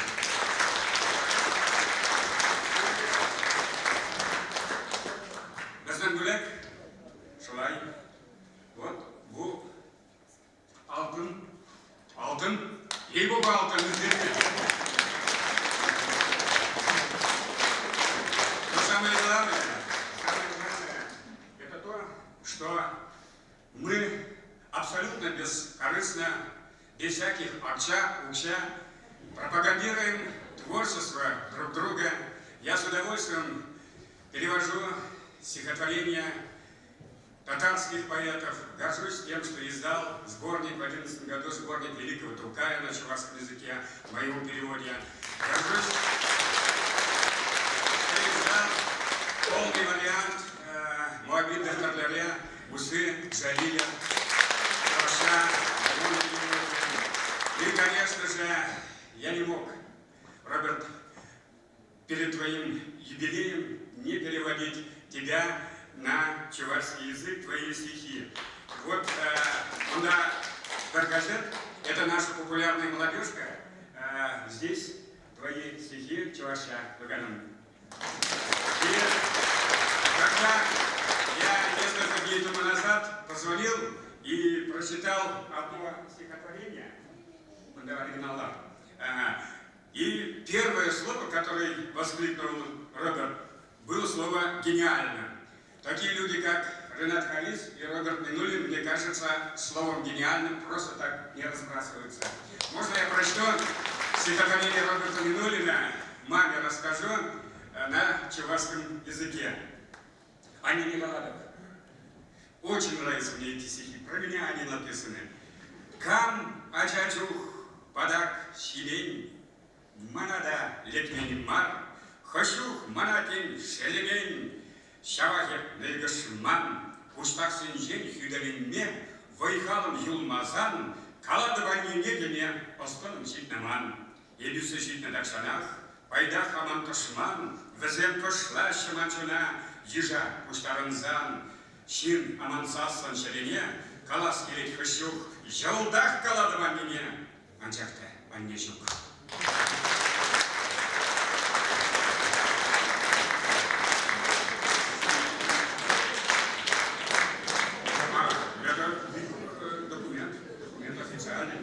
Здесь китоплар и так далее, и так далее. Когда пел наш большой великий друг из Казахстана, Роберт мне сказал: Тугай, а ты споешь? Я не Шаляпин, но если сам Роберт Минулин попросил меня этот исторический вечер спеть что-то на родном чувашском языке, наверное, Раиса Санди не будет против. Любимые песни многих татарских друзей наших. Любимая песня нашего великого космонавта, третьего космонавта земного шара Адриана Григорьевича Николаева. Кстати, у него позывной был Сокол, а любимая песня про кукушку. Весь куку. Весь кукук, весь кукук, варман херне сидичен, варман херне сидичен, чараштарне ларсан.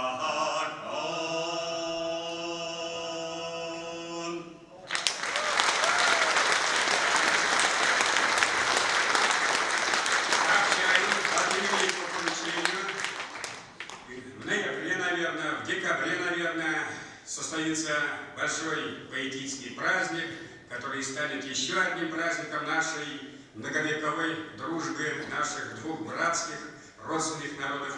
Праздник поэзии Роберта Минулина состоится в Чебоксарах. Дату он сам назовет, а то скажу без даты. Вот, сделаем большой праздник. Сулайман, сделаем. Без благодарности.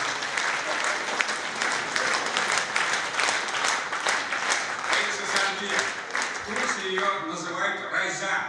Когда я первый раз услышал, как там живет Райза, я не знаю, какая Райза, у нас нет Райзы, а есть Раиса. Оказывается, она везде любима. Наша великая Раиса Сарбин.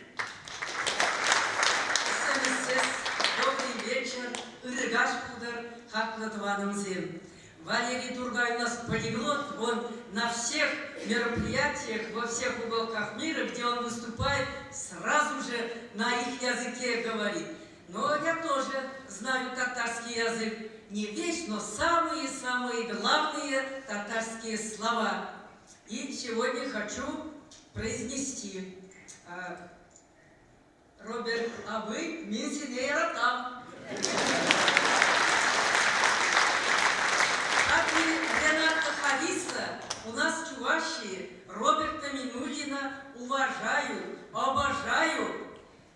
И от мала до велика, до Шурзугалых Аксакалов, читая его произведения на чувашском языке в переводе наших прекрасных поэтов, чувашский народ учится у него любить родной язык, родной народ и уважать дружбу народов мира. Он настоящий патриот и настоящий интернационалист.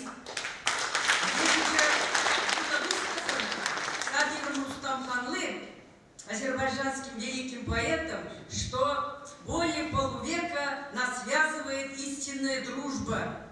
На многих фестивалях поэзии мы представляли свою республику, свою культуру на всесоветском уровне, всесоюзном уровне. Жаль, что Советского Союза нету, но в великой нашей России мы тоже продолжаем нести эти же традиции дружбы, переводим друг друга. И сегодня вот мы здесь с Валерием Тургаем находимся среди вас.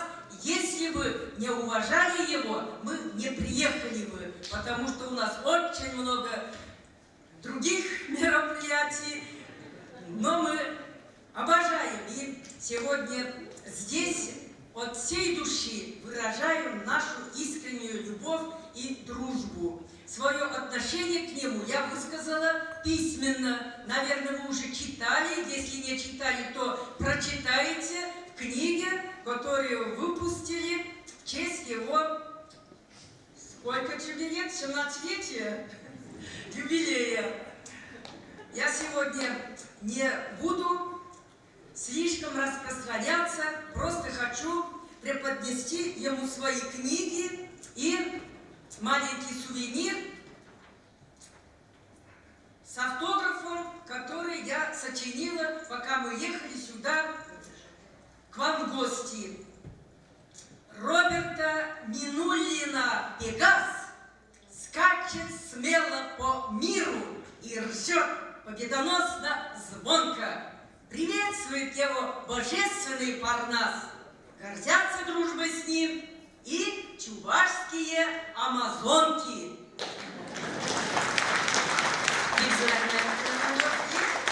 Именно чувашские амазонки.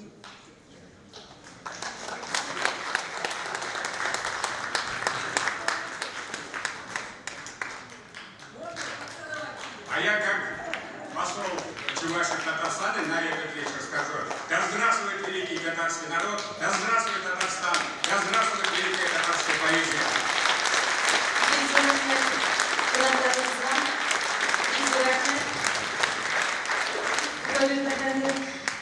Sabir Rüstem Xanlı, biz ana yalğış ismini ettik, sizin karşın kapı ettiğiniz, tağın bir tapır vafuz bütünemiz Sabir Rüstem Xanlı, hem barlık konaklarımız, alkışlarınız zor rahmet sizge. Biz elimizden devam ederiz, sahnege Artur Marat duetini çakırabız. Robert Minulin sözlerine Ural Raşit icat etken Koyunların jırını tanıyız. Rahmet ederiz.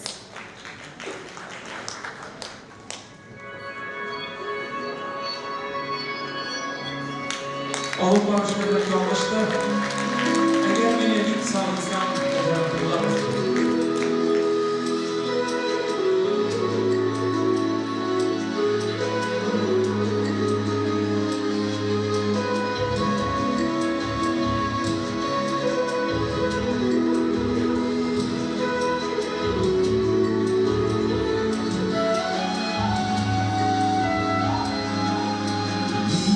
Sağınsam ederliğine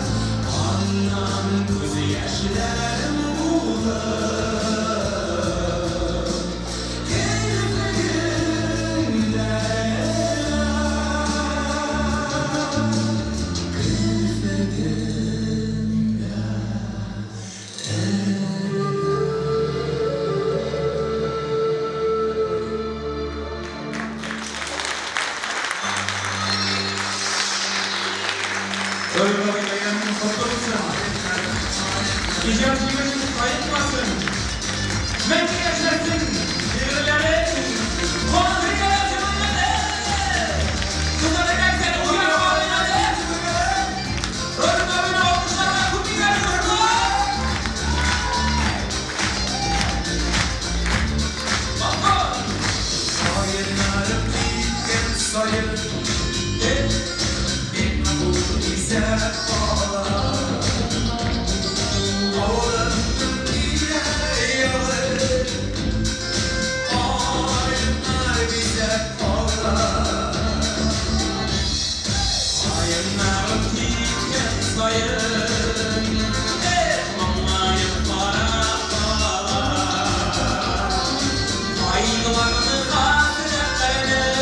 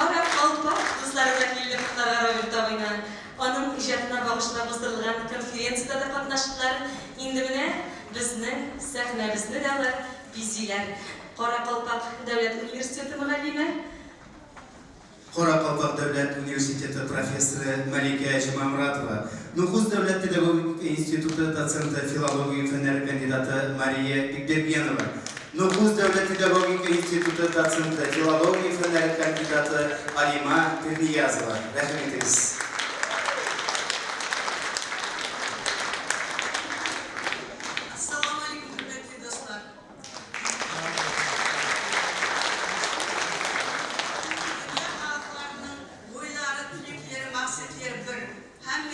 адам атаған Хауа енеде туылған туысқан әңгесі. Соның менен бірге түркі халқылардың туысқанлығы өз алдына бір шақыршада болғанлығы себеплі. Мен жаңа Azerbaycanlı dostlarımızın söylеген sözünde hayran kaldım. Bizler Azerbaycan Tatarlarımız, Tatarlar, Azerbaycan Tatarlar dedi de sonra aytqanaqta men ham o'ylab qoldim. Bundan bir ko'p yillar burun Qaraqalpaqning Tebirgesh Mamrat degan shoir aytgan edi. Bizler Amudaryo Tatarlarimiz, Tatarda da aytdim Qaraqalpaq deb. Sonday adam gençlik insaniyat günde söyleydi ekanmiz. Yedil boyu eskilikli yer deydi, kasiyetli sıfatının türü köp degендей, Tatarstan bay madeniyatlı, bay tabiatlı, bay adebiyatlı, ullu eskilikli halk. Mineki uzak Qaraqalpaqstandan tağlar asıp, sular asıp, temiz daryalar asıp, ısı tuğusqanımızды көрейік деп, Ajniyaz Birdaq'tың otanından, 100 tomluk folklordың otanından, Gülbarşın, Gülayımlar, Alpamız, Qoblanlar otanından tuğusqanımızды izlep kelip, bugün mine qatnasып отырғанымызға, Tatar'dың ullu şairi Robert Minulin'in юбилейіне qatnasып отырғанымға шын көңілден қуаныштымын.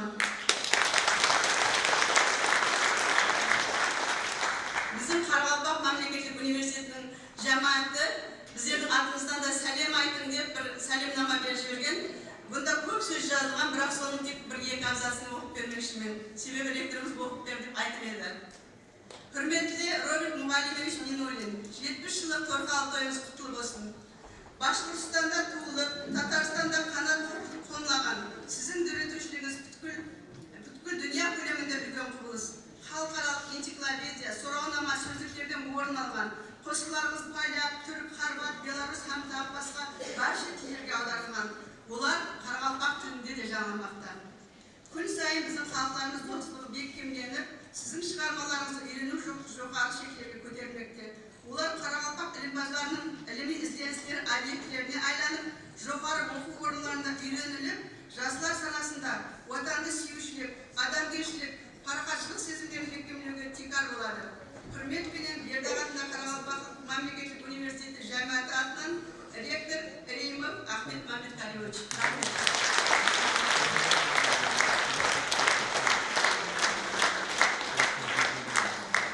Ассаламу алейкум, құрметті туысқандар. Біздерде Ажнияз атындағы Нұқс мемлекеттік педагогикалық институтының ректоры Утемуратов Байрам Пердебаевичтің жылы жүректен жазған құтлықлауын осы адресатқа шын жүрегімізден құрмет деген тапсыруға рұқсат етің. Біздердің де ұлы шайырымыз Ибраим Юсупов, Роберт Мухалимович Минулиннің заманласы, ағасы болған. Міне соның туылған жерінен біздер шын жүректен үлкен құтылқылаулар алып келдік. Бұл адресатта ең жақсы жылы сөздер жазылған. Оны жеңгеміз Раиса менен біргелікте шай ішіп отырып, шайырымыз жақсылап оқып алар деген үміттеміз.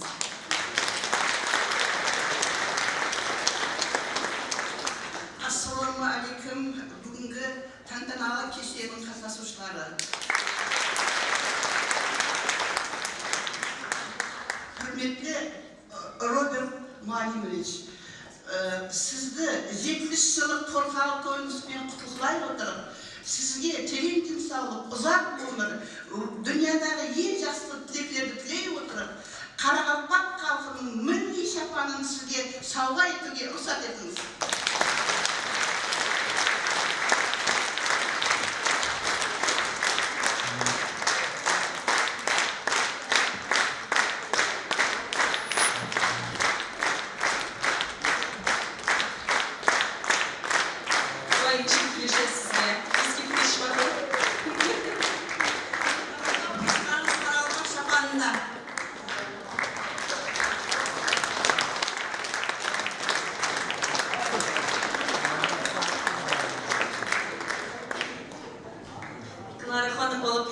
Роберт абыйны, Ишқанов eğlendireler mi?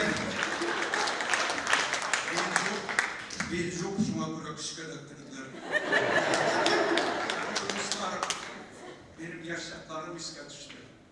81 yıl, 80 yıl Tatarstan'ın edebiyat ve sanat günleri Karakopas'tan da uzdı. Nanın müşahitleri Rinat Maksımız Arisov, Ulçak'ta o Medeniyet Ministeri Kurulbasarıydı. O şu seferden sonra Karakalpak Respublikasının atkalanılan sanat işleklisi olup kayıttı. Bugün Bazarboy başkarlığında bir zir yankıladı benim şekirge. O Gülayım diye atalı. Ben kayıtkaş bir şekirler yazdım. Şu siklda Gülayım degen şekir var. Ulanı Bazarboy zirladı Uygur diyene. Sözlerini yazgan Tatar Robert Mingöl'ün ne para Pakistan'da bir benzerim yandıradı bana şuşlayıp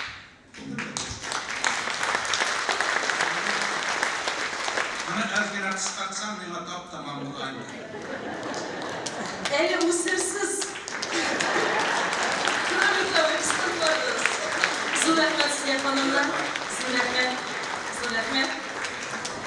Robert Pingöl'ün sözleri Askar Osmanov muzikası Ebiler Şuağı. Jırlı Tatarstan'ın halk artisti İlsaf. Karşı alırız.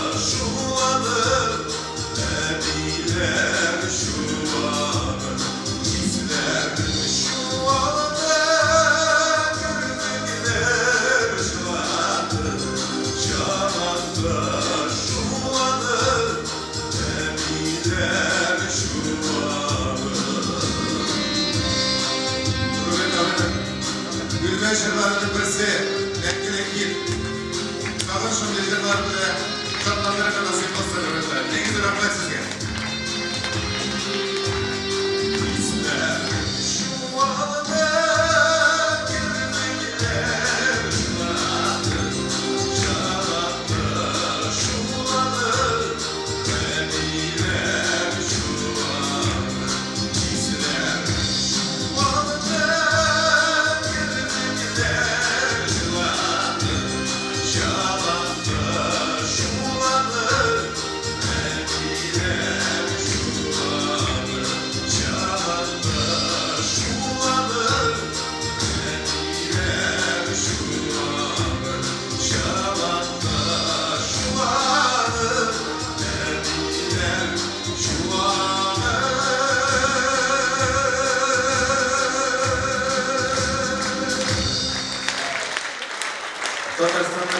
Mr. İsa.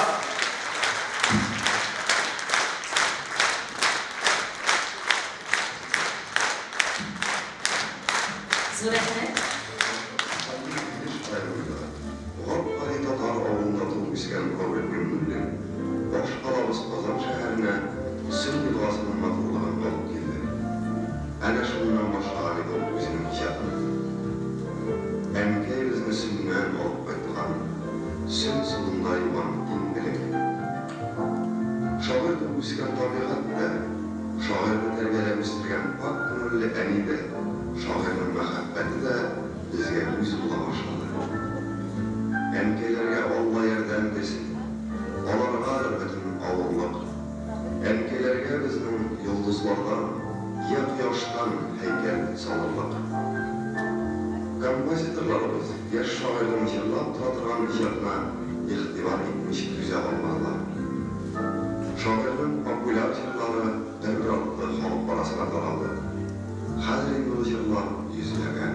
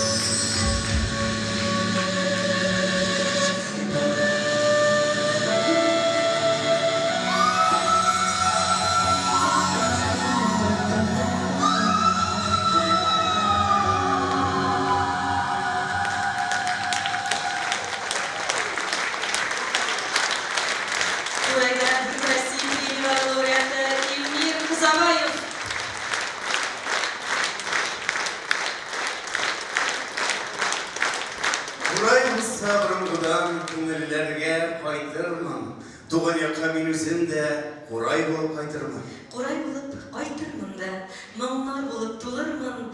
Курай күрсәгез, тыңларсыз. Ул курай мин булырмын. Хәзер сәхнәбез түренә Роберт абыйның якташларын, Башкортстанның халык шагыйре Салават Абузаровны чакырабыз. Рәхим итегез. Башкортстан кунаклары, рәхим итегез.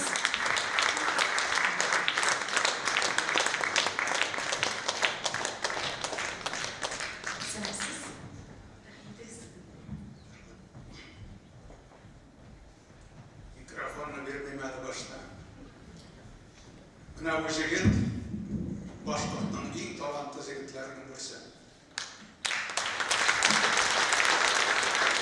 Мен аның өзі бір вақытта Түркише да инама бағышлап шегір жазылмыш. Мен аның турында сөз тәмі деген, шегір тәмі деген мақала жазылмышы. Мына ниһаят көрдім шушы жігітне. Сіз аны құтлай аласыз. 2 күнлік Башқұртстан Республикасының бәйрамы болды, республика күні. Шул күнні республиканың башлығы, хазіреті ілкі башлығы, Хамитов Рүстем Зәкиұлы, әйтейін мекен, Салауатқа, Салауат Юлаев сындығы дәулет премиясы тапшырды.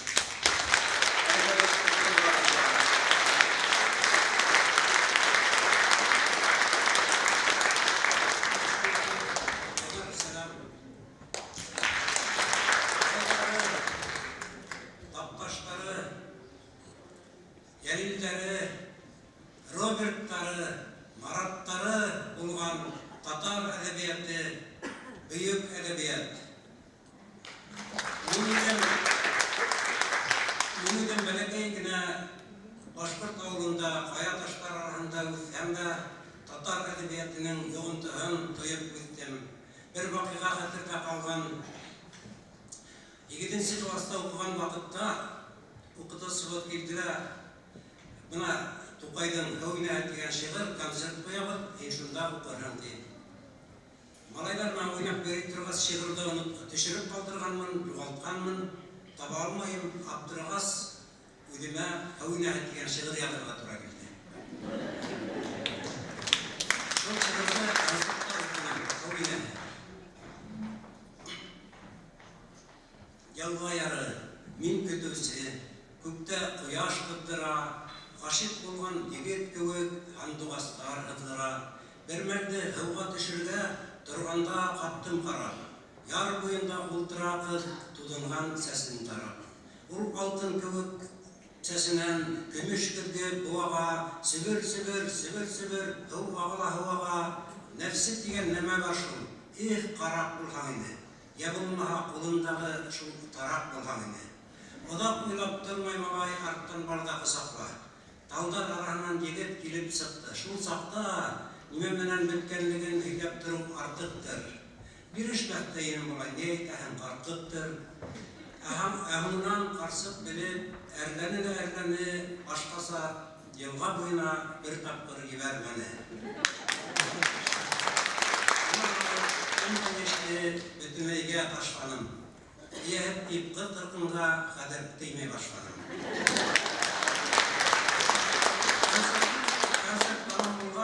Мәктәп директоры сәхнәгә күтәрелделәр. Мин Тукайның иҗатын бик шәп беләм ди. Бана әдәгенә Салават «Хәүнә» дигән шигырьне укыды. Шуның өчен бөтенне башып грамота һәм бүләкләй.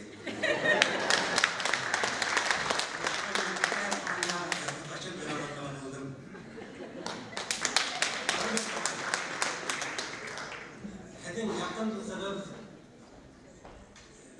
Көнескә каршы мәрхүм булып калды. Ерек агай булһа булай дияр иде. Казанда Роберт Мөгаллимовның юбилее була дигәнде ишеткәч, язучылар арасында мин барам дип бәхәс китте. Аптырагыз шыбага тотыштык. Шыбага миңә сыкты, мин өскә сыктым. Калгандар Sayız aldığında ükürüp yaptırıp kaldı. Ükürüp kaldılardan dav hattım selam ettirdim. Сәлимбаевка, Язучылар союзы рәисе Зәки Алибаев бик күп сәламнәр әйтте.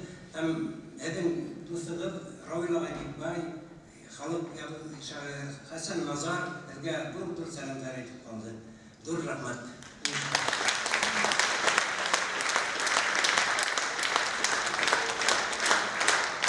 Салаватларыңызға бик зур рәхмәт сезгә.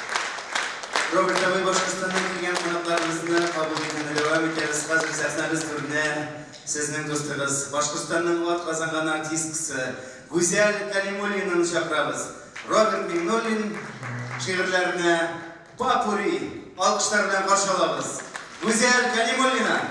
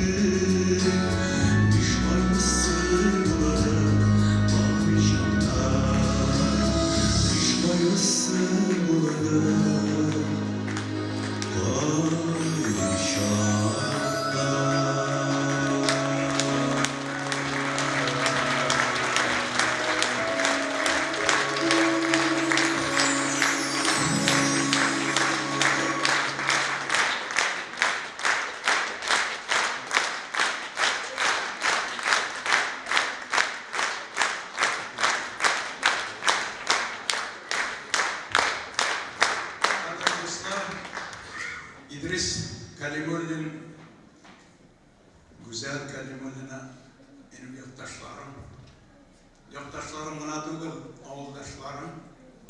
Avuldaşlarım buna değil, bir nesilden biz babalarımız bir tuğan.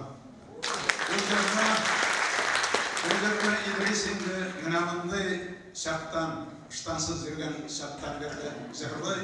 Onun faydadır bir intervüsünde etkeni de var, beni orundakka bastırıp, uzun prosiktan keliş şuşu zırna tanıdı.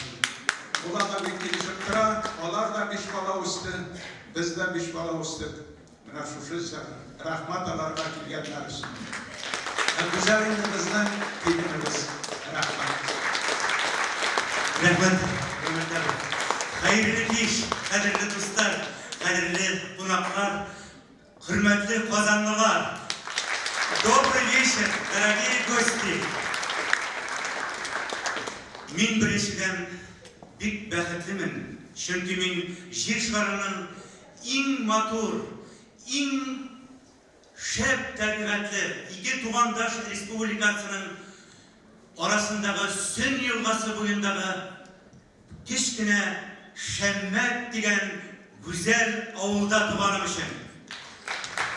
Hem indi ikinciden min bilesizmi ne işin bəxətlimin. Bütünüsü de ona bəxətli bulanmaylar.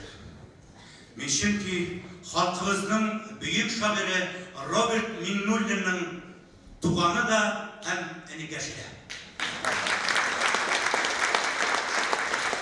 Şuna mininde biz avulda qaytkanda şıraşularda Robert abiga gel eyteler. Nişte sen Robert abi Robert her vakit yaş görünesin. Her vakit yaş durasın. Meni de onun senin ilk matur bilem. Çünkü көп yıllar boyu onu jil döngürden soklap bilgen turmuş iptaşı. Bizden yaratkan jingeçemiz Clara babamız var. Hem en zor rahmetimni bugün, en жылы rahmetimni, mana şulay obayımni soklap bilgen matur jingeçemizge bulak ettiler. Mana şu Boşkurdistan seçkelerin Clara baba düşüp, Clara babamın evine.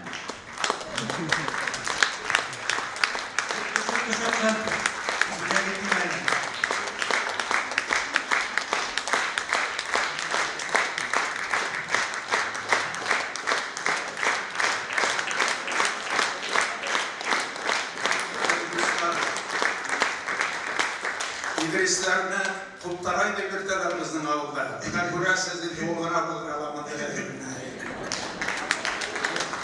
Yok, Robert abi kurtardım. Ne? Sine de kulak alıp bildim. Şimdi mene hazırında sen bir көп yıllar boyu Kazan'da, Tataristan'da icad edersen yaşaysın.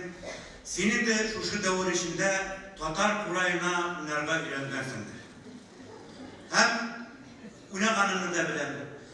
Emre mene senin jubileyinde biz Respublikamızın, Başkırtistanımızın en ulu bulemen Başkırt kurayını alıp bildik.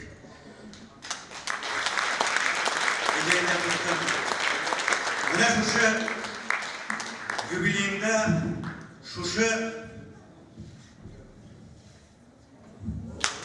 matur kurayını bulebitesin bile. Hem indi Robert abi, bugün senin kulakların bu. Şehirlerinden bilgenler. Много гостей из разных стран. Поэтому эйдегиз bizden туган якларына, алып кайтыйк аналарын бүгүн. Огайдыл, Урал, Илиш якларына. Эйдегиз достар, бергелешип bizden туган якларына кайтып келейик. Hey! Hey! Hey!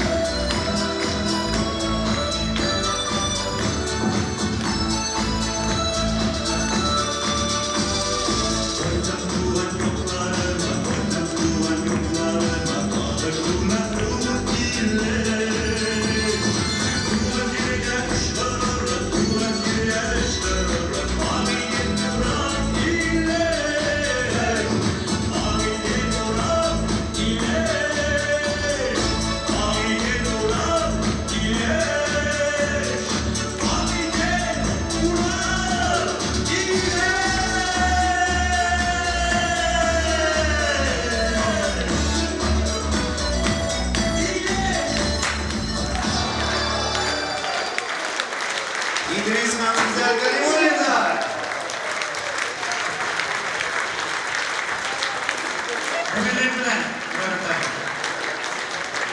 Orada görüşürüz.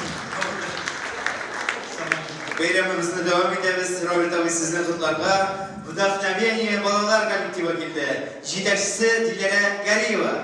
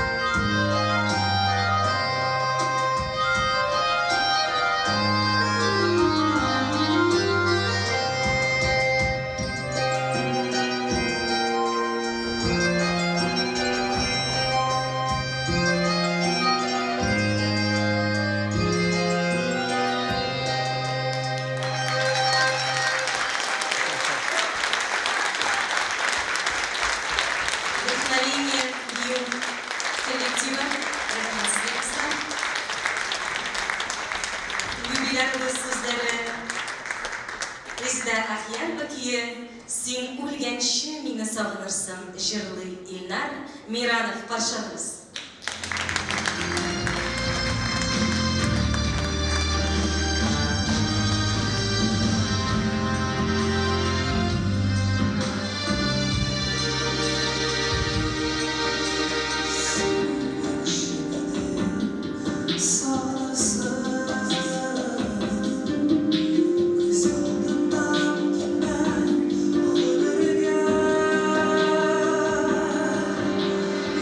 See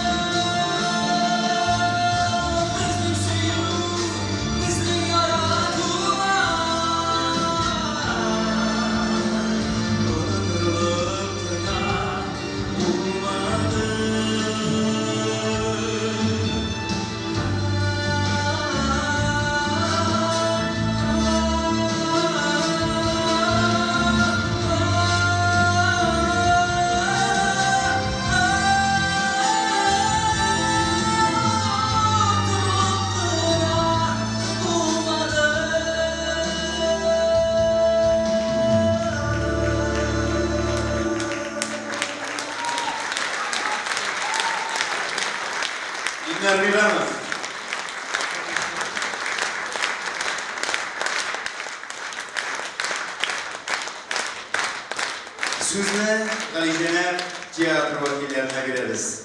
Meclisimiz Tinçuri Tiyatro sahnesine varlaş, sözüne en birinci bulup hocalar olsa dürüstürek olur. Şunay düzen. Elbette. Tataristan, Rossiyanın at kazangan Tataristan'ın havalı artisti Zafer Harisov.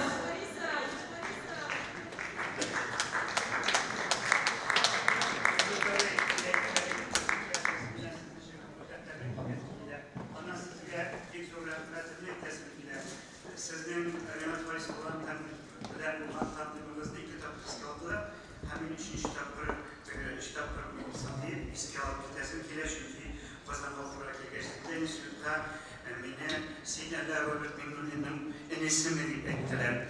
Мен сіздің есіміңіз астында танылып келген яш шағырды әйе бұл менің абыйым дедім. Шунан соң театрда эшлей башлағаш, бұл вакытта Ринат Харисов, Бензифар Харисов, біздің мәдениет министрі еді. Сені Ринат Харисовқа бірер мünәсәбәтің бар дейділер. Мен аның уги малайы деп бердім. Шулай түрдан алған кіші сізге бек зор рахмет. Не білән үлшәне үткен ғұмыр, қылған ішлер білән, тауда, яланда үткен іздер білән, не білән үлшәне үткен ғұмыр, үмітлер білән, кіші күңіліне ұрлық етіп салған сөздер білән. Сіз миллионлаған оқушыға, балаларға, бізге, яшьләргә, үлкенләргә шундый үзегезнең шигырьләрегез аша ұрлық салдыгыз, яхшылык ұрлыклары салдыгыз. Құдай Тәғәлә сезге киләчәктә җәмәгатегез белән тигез матур картлыклар насыйп етсен. Балаларыгызның, оныкларыгызның сезгә булган хөрмәтен, мәрхәмәтен, яратуын тоеп яшәргә насыйп етсен. Амин. Amin. Бик рәхмәт Фаравый. Әйнде сәхнәбез турына үзегез күреп торасыз, безнең Галиәскәр Камал исемендәге Татар дәүләт академия театры вәкилләре. Камал театрының оркестрының дирижеры, композитор, музыкант, Татарстанның халык артисты Фуат абый Әбүбәкеров һәм Татарстанның халык артисты Хәлимҗәй. Рәхим итегез.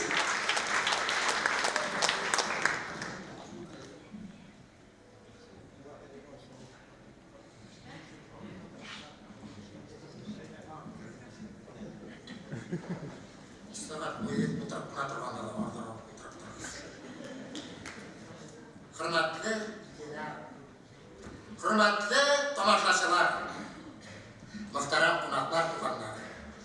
Mine biz bugün bu yaktı, matur, tarihi zalda bir sur beyramda, bir sur çağrıda katlaşabız.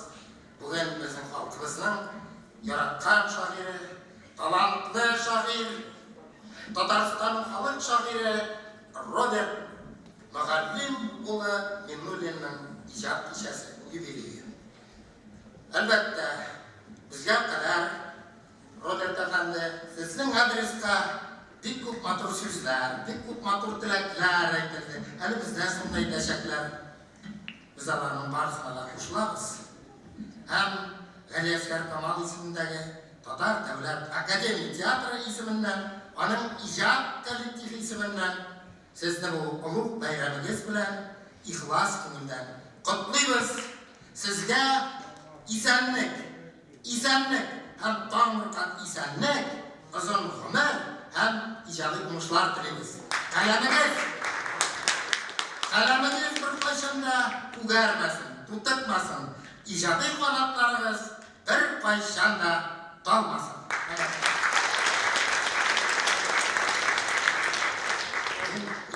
Robert Efendi'nin icad turunda söylevler ko'p bo'ldi, Erdo'g'dan da bo'lacak.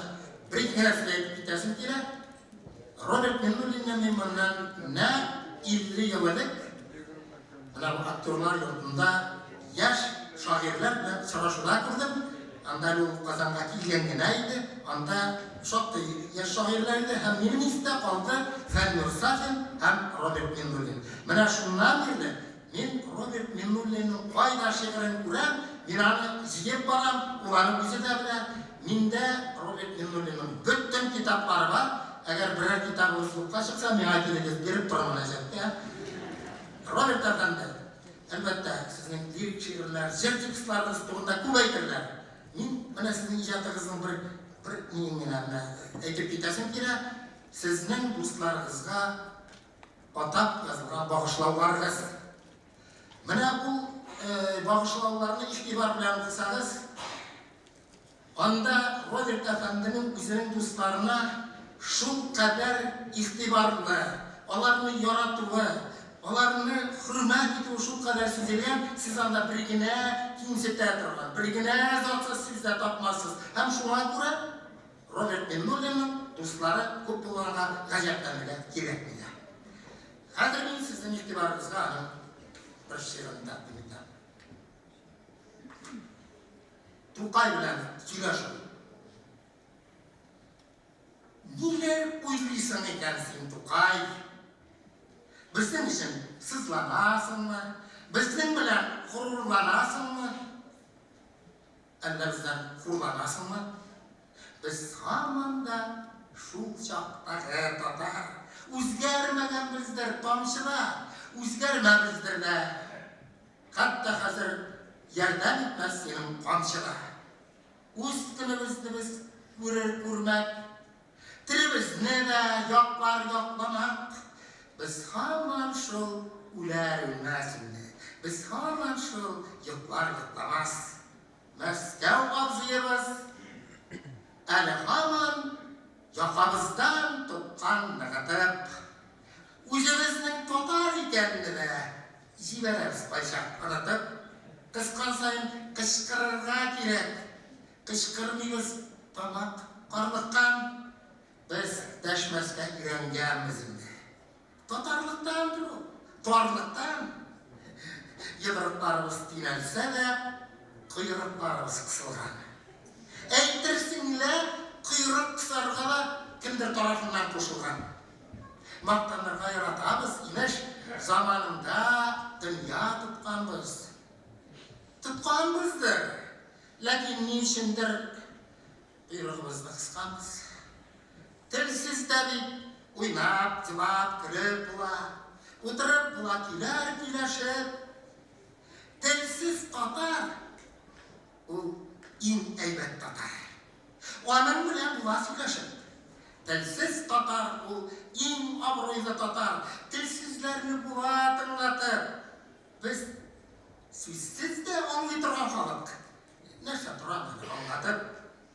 Безнең хәлләр шушылайрак менә.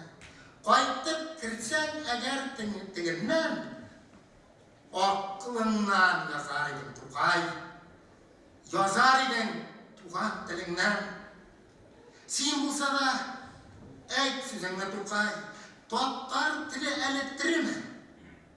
Юк. Кирәк. Зинһар телсезләргә әрәбидә күрмә телеңне. Ни дисәң дә, без шул татар инде. Нинди генә хисләр кичермә.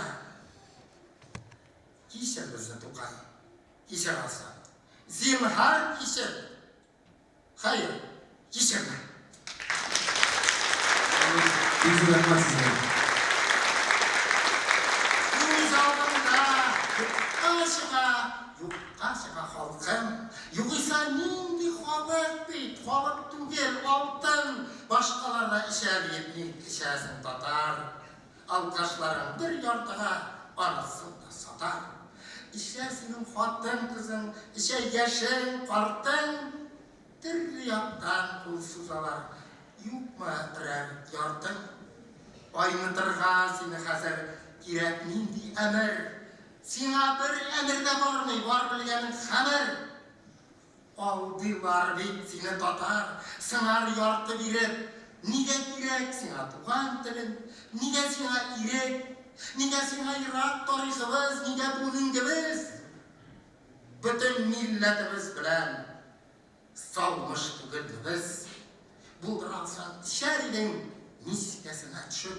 Булай булса, бетәчәксең, үләчәксең ишеп. Алла да юк, мулла да юк бу татарга бүген. Кычкырып җырлап утыр.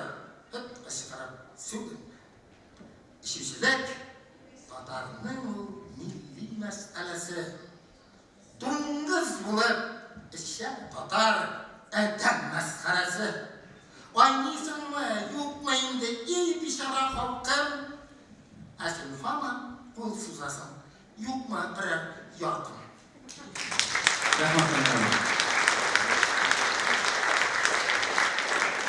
Татарстанның артисты Фуат Әбдәков.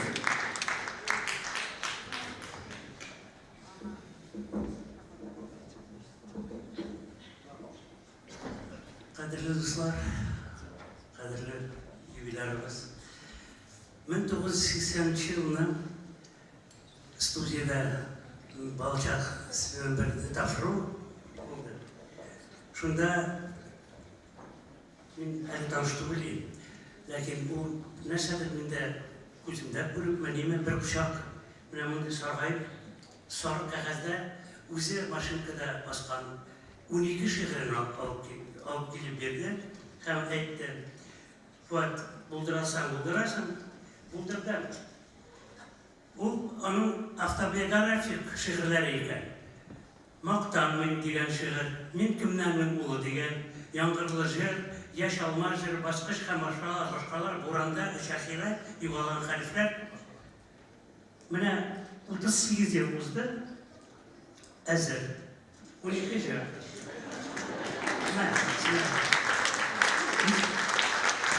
Naşriyatlar oyunları var. Büyükten bastırmıyorlar.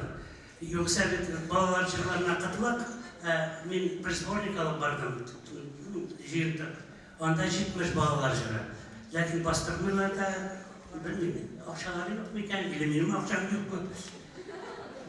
Bugün mınday kunni, Qari Hanım, sizni ko'rgachni aytaman, baxtli xotin, baxtli ona.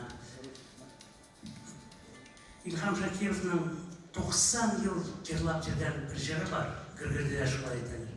U da bo'lsa Jonqay Jonar.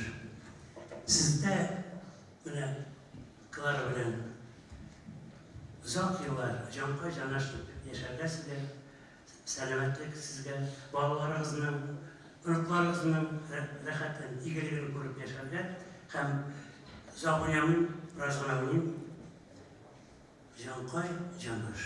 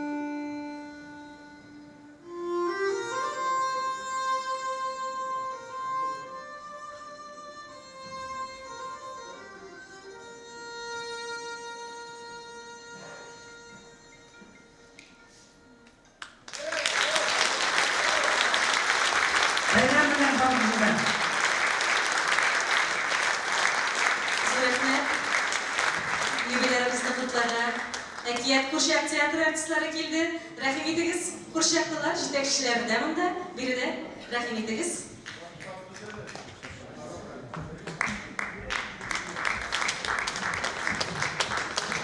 Qurshaq teatrining direktori Rozaxon Yapparova, rejissyori Ilduz Zinnurov. Qadrli qonaqlar, oshiyonmag'iz endi tez-tez qizdiramiz. Shu qadar ko'p so'z ayttirmasga bo'ldi xizmatlaringiz.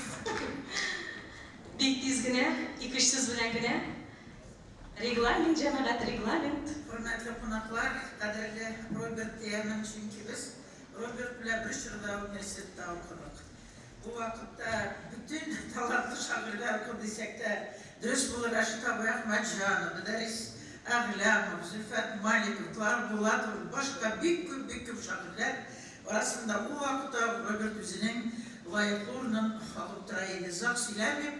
Endi bugun u ekrandan juda söyledi. U vaqtda büyük qizlar ayda bizga sin bo'yina qanaqqa borasizmi? Unutmasin bo'yinda umriga qolasizmi degan yo'llarini yoddan söylab bergan edi. Narsa aytayım. Bilasizmi, mana büyük so'zlar aytildi.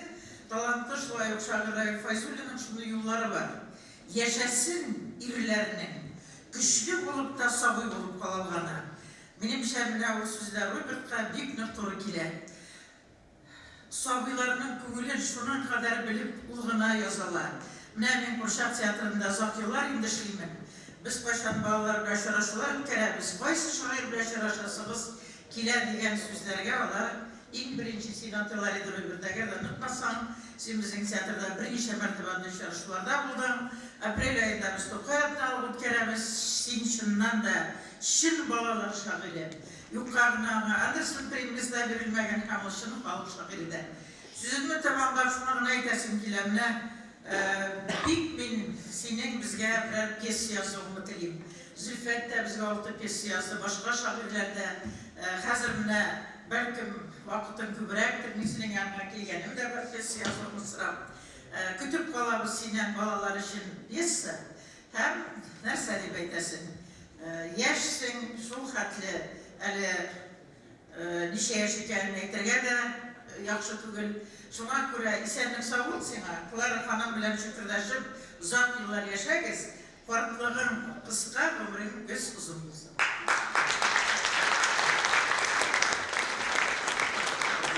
Efendim, çok tügüller şunlar yok sizde yübeleyiz bilen kutlayız. Hazır indi zaksılaktırmışa. Sizden bizden artistlarga bilemiz. Onlar mattur etip şunu sizden jatınızga turu kiletragan şiirler yazıp şunu mattur bir koydular rakip parayız.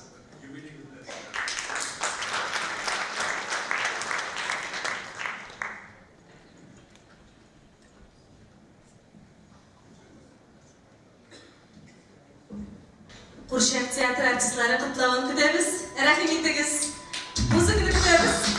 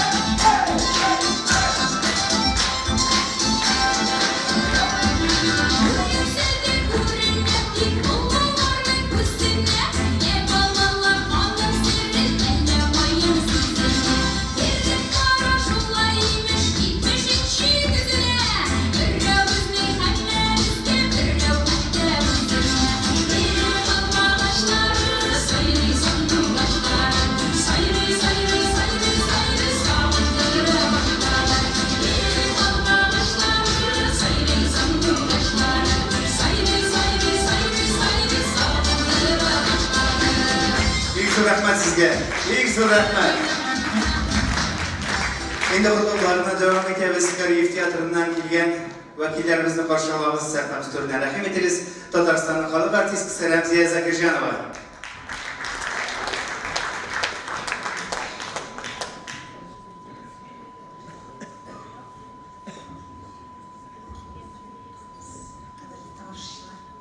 Robert Ağabey, Kariyev Teatrı'ndan sizge büyük selamlar alıp geldim. Bizning direktor Güzel Sametova, Renat Ayupov, baş rejissörümüz, elbette artistlarımız sizden kutlarla koştular. Onlar kusurla koştular. Şuna göre dizgeydim. Bana tanışığızda gelecekte sizge soru verseler, niçin yaşaysın deyiş, olta bildim, cevap verasınız. Hallerin neşik, durmuşun neşik. Balda mayda yaşayın, deyip cevap verasınız. Eylek bular idi. Selamet bulunuz, uzak yaşayınız. Bəxtli bulunuz. Clara Hanım ile birleşip, qara qarşı oturup yaşarga uzak ettirib nasip olsun. Biz sizni yaratamiz. Selam. Amin. Güzel rahmet. Güzel rahmet. Biz şimdi beyramımızda devam ederiz. Robert Mignol'un sözlerine Mesut Şamsıddinov icat etken ne gerek şirin bizden talantlı, yaş, matur, Ence Ahmetcanova boşkara. Ence singlim, rahim ederiz. Bayanda Rinal Huzeyahmetov.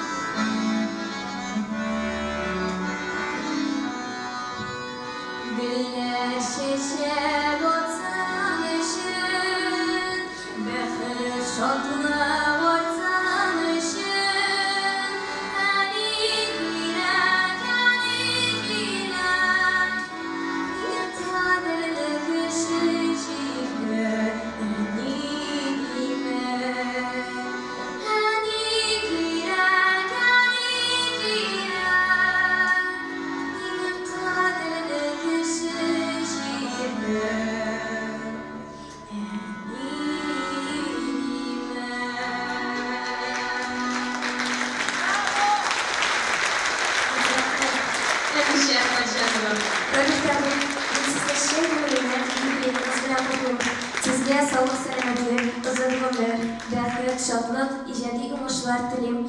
Bik rahmet sizge şiirlerigiz, hem şiirlarınız için. Rahmet ablam. Biz rahmet. Hazır sahneye giderini kutlar için. Robert tabinleri köp yıllar bozulgan, Abdullah Aliş üzerindeki balalarını şapırabız. İşkineler edegiz, rahim edigiz. Onlarda bir elit tüzüp şu kadar hazırlanıp turalar eylegiz indi. Başarız ayalarını.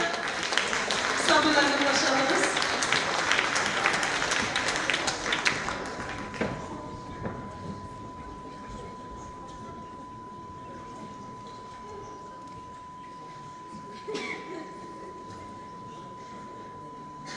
Kim başlaybaysınız?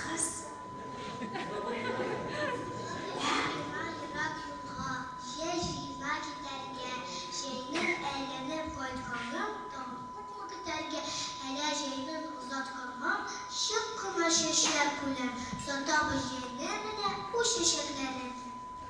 Şişirler, şişilekle, şişelleşilek deme, şulaydır şu şilden de, çilek deme. Çista este, kaysörsündü çistaden, minsiz gelmedi, şu an isten şu ağacı istaden. Benim 50 yanlar aktın dışı bit yabalak, karanlıkta aşağı uktun, ne güneş bu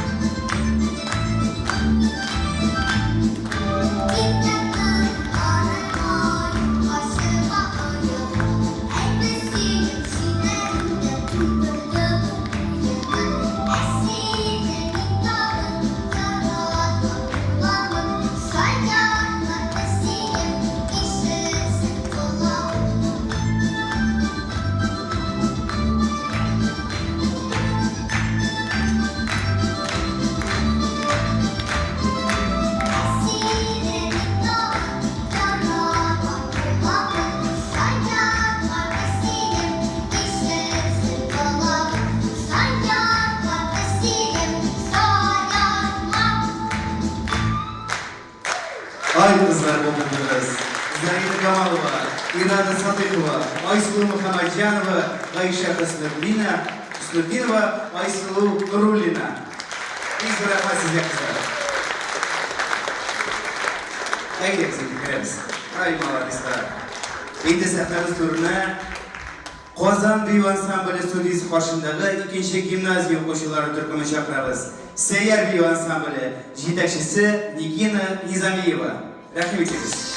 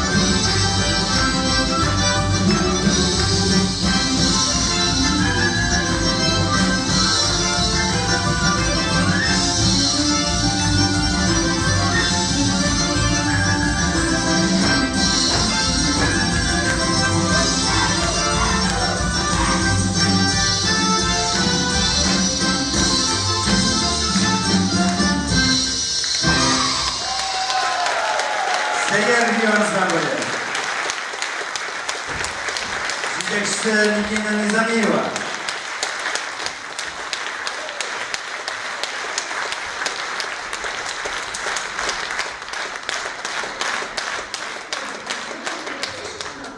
Min Safiya, bu Daniya, bu Kışkina Nergize. Ortadayının şiirleri büyük köp. Lakin özünün tuğan diline bağışlanan şiirleri yok ikram. Şuna göre biz bugün ama en matır dilekler dileriz. Uzun ömürlü, selamet bol. Biz seni yarattığımız. Ay молодец. Hozir endi sizni Robert Memoli'nin o'z tugan respublikamizda engayib turib yashagan, ijod etgan adiblarimizga qalamdosh do'stlarni beramiz. Qarshiligi sahnamiz turlari deb qattash Rinat Haris ham Fuat G'alimulinlarni chaqiramiz. Qo'yib ketmadingiz. Ham shulay Tatariston yozuvchilar birligi raisi Danil Salihov rahmat etasiz sahnaga. Yozuvchilar rahmat etasiz.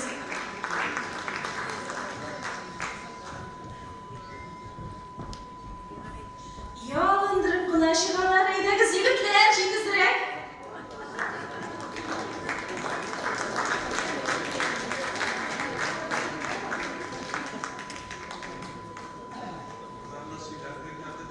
Rəddləri bitken bularının Robert tabi.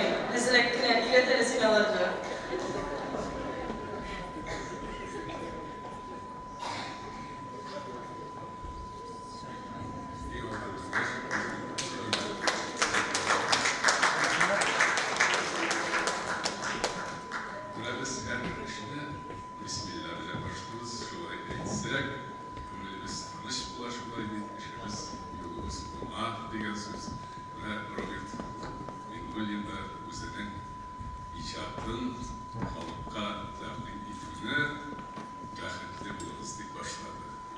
аның 70-ші еллар башында шыққан бірінші китабы нәқ шулай деп атала. Һәм шушы китапқа тупланган әсәрләр белән ул үзен халык тарафыннан, укучылар тарафыннан яраттырды. Һәм бирегә кергән барлык шигырьләр җыр булып әверелде. Бөек композиторыбыз Рөстәм Язин, Роберт Миңнуллин шигырьләре җырга ята иде. Һәм үзе дә матур җырлар иҗат итте. Аларның берсе бүген яңгырады. Роберт Миңнуллинның менә бу теләге аның үзенә дә караган икән, чөнки ул 70 яшенә 70 китап чыгарды. Аның 50-се туган Татарстаныбызда, 20-се тугандаш республикаларда, төбәкләрдә. Менә бу юбилейнада һәм Азәрбайҗаннан, һәм Төркиядән, бүтән җирләрдән аңа китаплар алып бирделәр. Бу инде әлбәттә шагыйрь өчен иң зур бәя. Сибат Хаким әйтте, Роберт Миңнуллин ул без теләгән шагыйрь диде. Ягъни халык теләгән шагыйрь. Аны укыйлар, беләләр, яраталар. Менә бүген Митимер Шәрипович та хәтта Роберттан рухланып, илһам алып, шигырь язган. Роберт менә шушылай иҗат итеп, ялкынланып, халыктан яраттырып, яшәде. Менә шундый.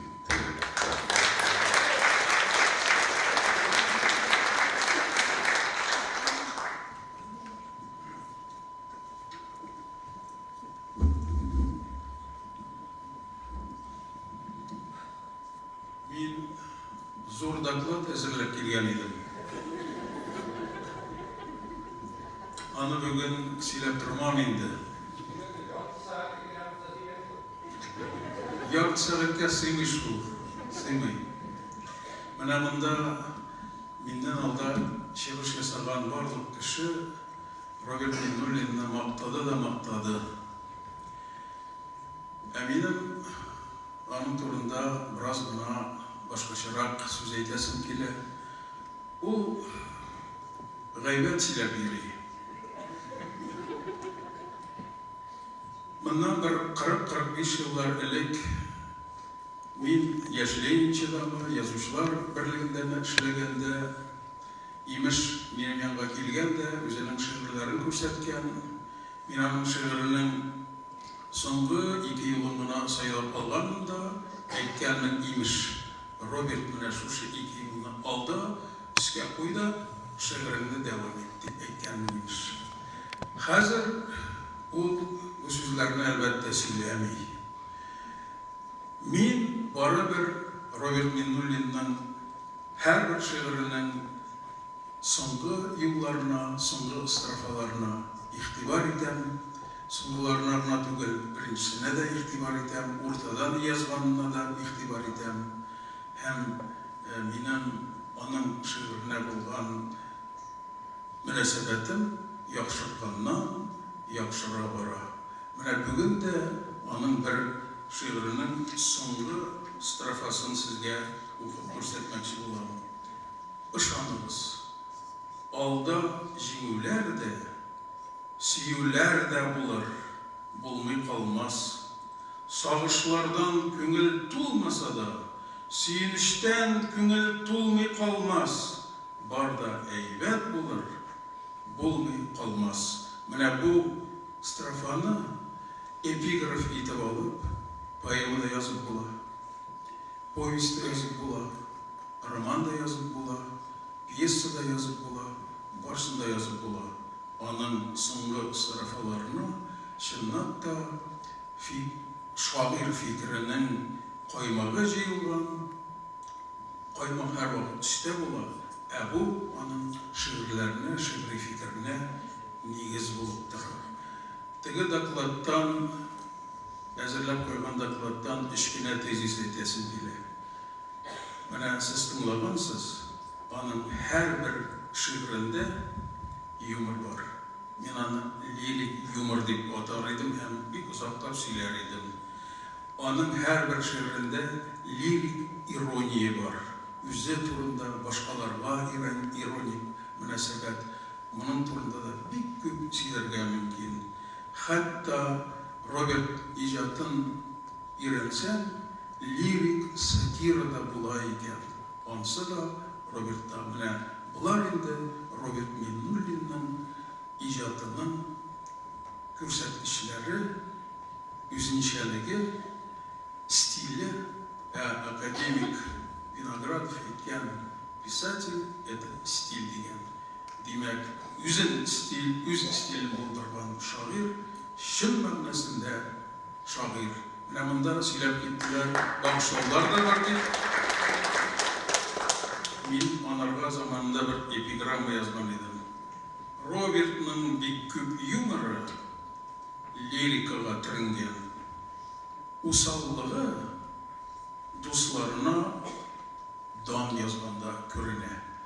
Ә ул усаллык шулай ук лирик усаллык.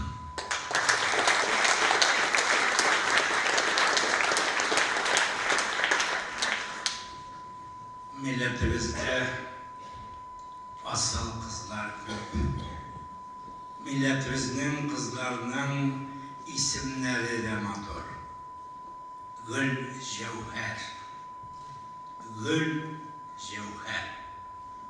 Менә шушы атлы ханым Роберт Мөгаллимовичның анасы була инде. Ташлама әнкәй.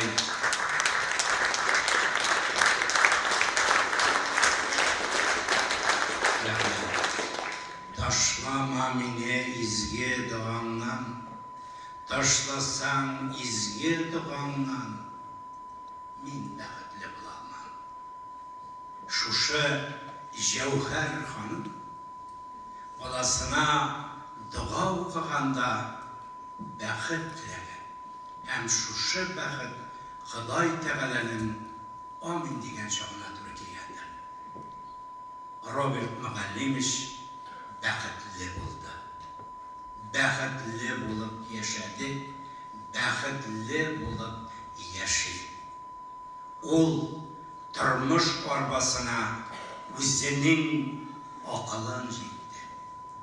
Менә шушы акыл аны бүгенге көнгә, бүгенге сәгатькә, бүгенге минутка шушы сәхнәгә алып килде. Ул Сеннән кылач салып кизеп, Агыйделгә ыргылды. Агыйделдән ул Шулманга ашыкты. Шулманнан ул Иделгә йөзеп керде. Әгәр дә без Иделне әдәбият дөньясы дисәк, ул анда шалкын ятып кизә. Рәхмәт сиңа, Роберт Мөгаллимович, biz senin Tatar edebiyatında bulun bilen gururlanabız, senin bilen biz muhtanabız, sen şınnap da Tatar edebiyatına altın harfler bilen yazılgan şahıs. Endi senin bilen kulga ul tutanışıp, turmuş yolundan atlagan Klara Hanım'a biz Tataristan Yazıcıları Birliği'nin isminden Allah'a rahmetimizi bildiririz.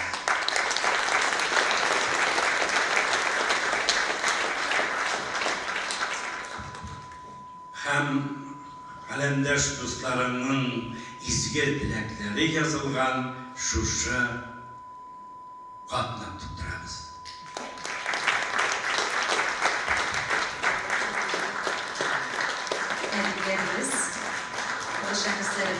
Anlatsam Klara Hanım sizge getiririz. Güzel rahmet sizge. Güzelsi de itibar etmezsen rengde biz bugün Robert Minullin'in şiirlerini bir küp kişiler okuğunda hem bir küp türlü formalarda işittik. Ekranda öz okuğunda yazmanı da karadık. Ama sahtada şairinin güzel okutmasak Тамашачыбыздан аңламастыр деп ойлаймын. Шулай бит кызлар? Роберт абый күрәсез, сіз алкышлар белән әйдәгез. Рәхмәтлегез, Роберт абый.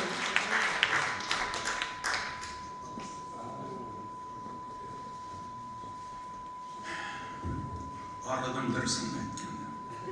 Sormadık әле. Сөйләшәсе дә килмәй, шигырь дә укыйсы килмәй. Мин иркенләп шигырь укырга дип килгән идем. Ләкин бер шигырь дә укымаячакмын. Менә монда язылган иде. Безнең бәйрәмебезнең исеме «Мин яшәймен сезнең арагызда» дип атала. Менә шундый бәхет теләкте. Миңа шушы сырда туарга туры килде. Мин сезнең арагызда яшәйм. Сез минем дусларым, туганнарым, фикердәшләрем, каләмдәшләрем. Без бер язмыш белән яшәйбез. Бер үк фикер белән яшәйбез. Безнең бик күп әйберләребез уртак. Без бер милләт балалары. Без киләчәгебезнең матур булуын телибез. Телебезнең мәңге яшәсен дип телибез. Проблемалар күп. Biz аны барыбыз да яхшы беләбез. Шагыйрь җаны шул проблемалар белән яши. Халык мәнфәгате белән, халык рухы белән. Әгәр син шагыйрь икән, син алардан бер кайда китә алмыйсың. Шагыйрь шуның белән бәхетле. Мин сезгә зур рәхмәтләр әйтәсем килә. Мин инде bir kişinde kumaşolamazqa tırışıp yaşayım. Artık söz söylemezke, artık gerekmeden sıravlar vermezke, gerekmeden iş koşmazka, yumuş koşmazka, kişiden oruç alıp durmazka, alıp dursan geri verige vakitinde. Lakin mine bugün gerisini çekilip çıktı. Kişege geldiniz. Kişe bir zat buldu. Ama elbette min gayipli. Bütünüzün üz üstüne alan. Kişirmişsiz. Eyinde kişe bizne min şuşulay demem maksı bulan. Biz Rizide Xiyarba bilen bir köp zırlar yazdık. O turda bir köp sözler ettiler. Başkalar da bileyken Rizide. Bizden zırlar yazganımızda. Bir vakit Rize'de gaydayken bir şair "Nişlep sen bir prikaz bir atargan zırlar yazasın" dedi. Çünkü bizim ilk birinci zırımız vakitli bulduğumuz idi. İkincisi yaratığımız idi. Rize'den nişik cevap vergendir. Ben bilmem. Lakin o prikaz bir üretim tügü. O maturlukka şakırım. Yaşarga şakırım. Şuna göre de o bizim halkımızın konuline kirip oturgan zırlardır. Buna benim yaratığız degen zırım var. Rizide bilen yazgan. Onu balalar da yaratıp zırlayım. Koysağına mektepke barsam da kişi yaratığız bilen tamamlanan. Ülkenler de zırlayıp, profesyonellar da. Bugün yeni sözler sizgine de lenşede preskriptada oynadılar üzerine. Zır yaşayı. O zır demek gerek bizim halkımızda. Buna şul zır bilen tamamlıysa kile şuşa kişi bizden. O zırda en birinci bizden asıl zatımız, büyük zırsımız, legendamız, benim büyük yaratkan dostum Vener Ganiyev zırladan. Min ama şaltıratkaç dağının birinci sözü şol oldu. Yaratabızını zırlaybız mı dedi. Haydi yaratabızını zırlaybız, yaratabız. Bundan sonra yaratacakız dedi. Venera dostum, rahmet. Rahmet gösterdiğimiz turunda Venera Ganiyeva. Yaratıcı.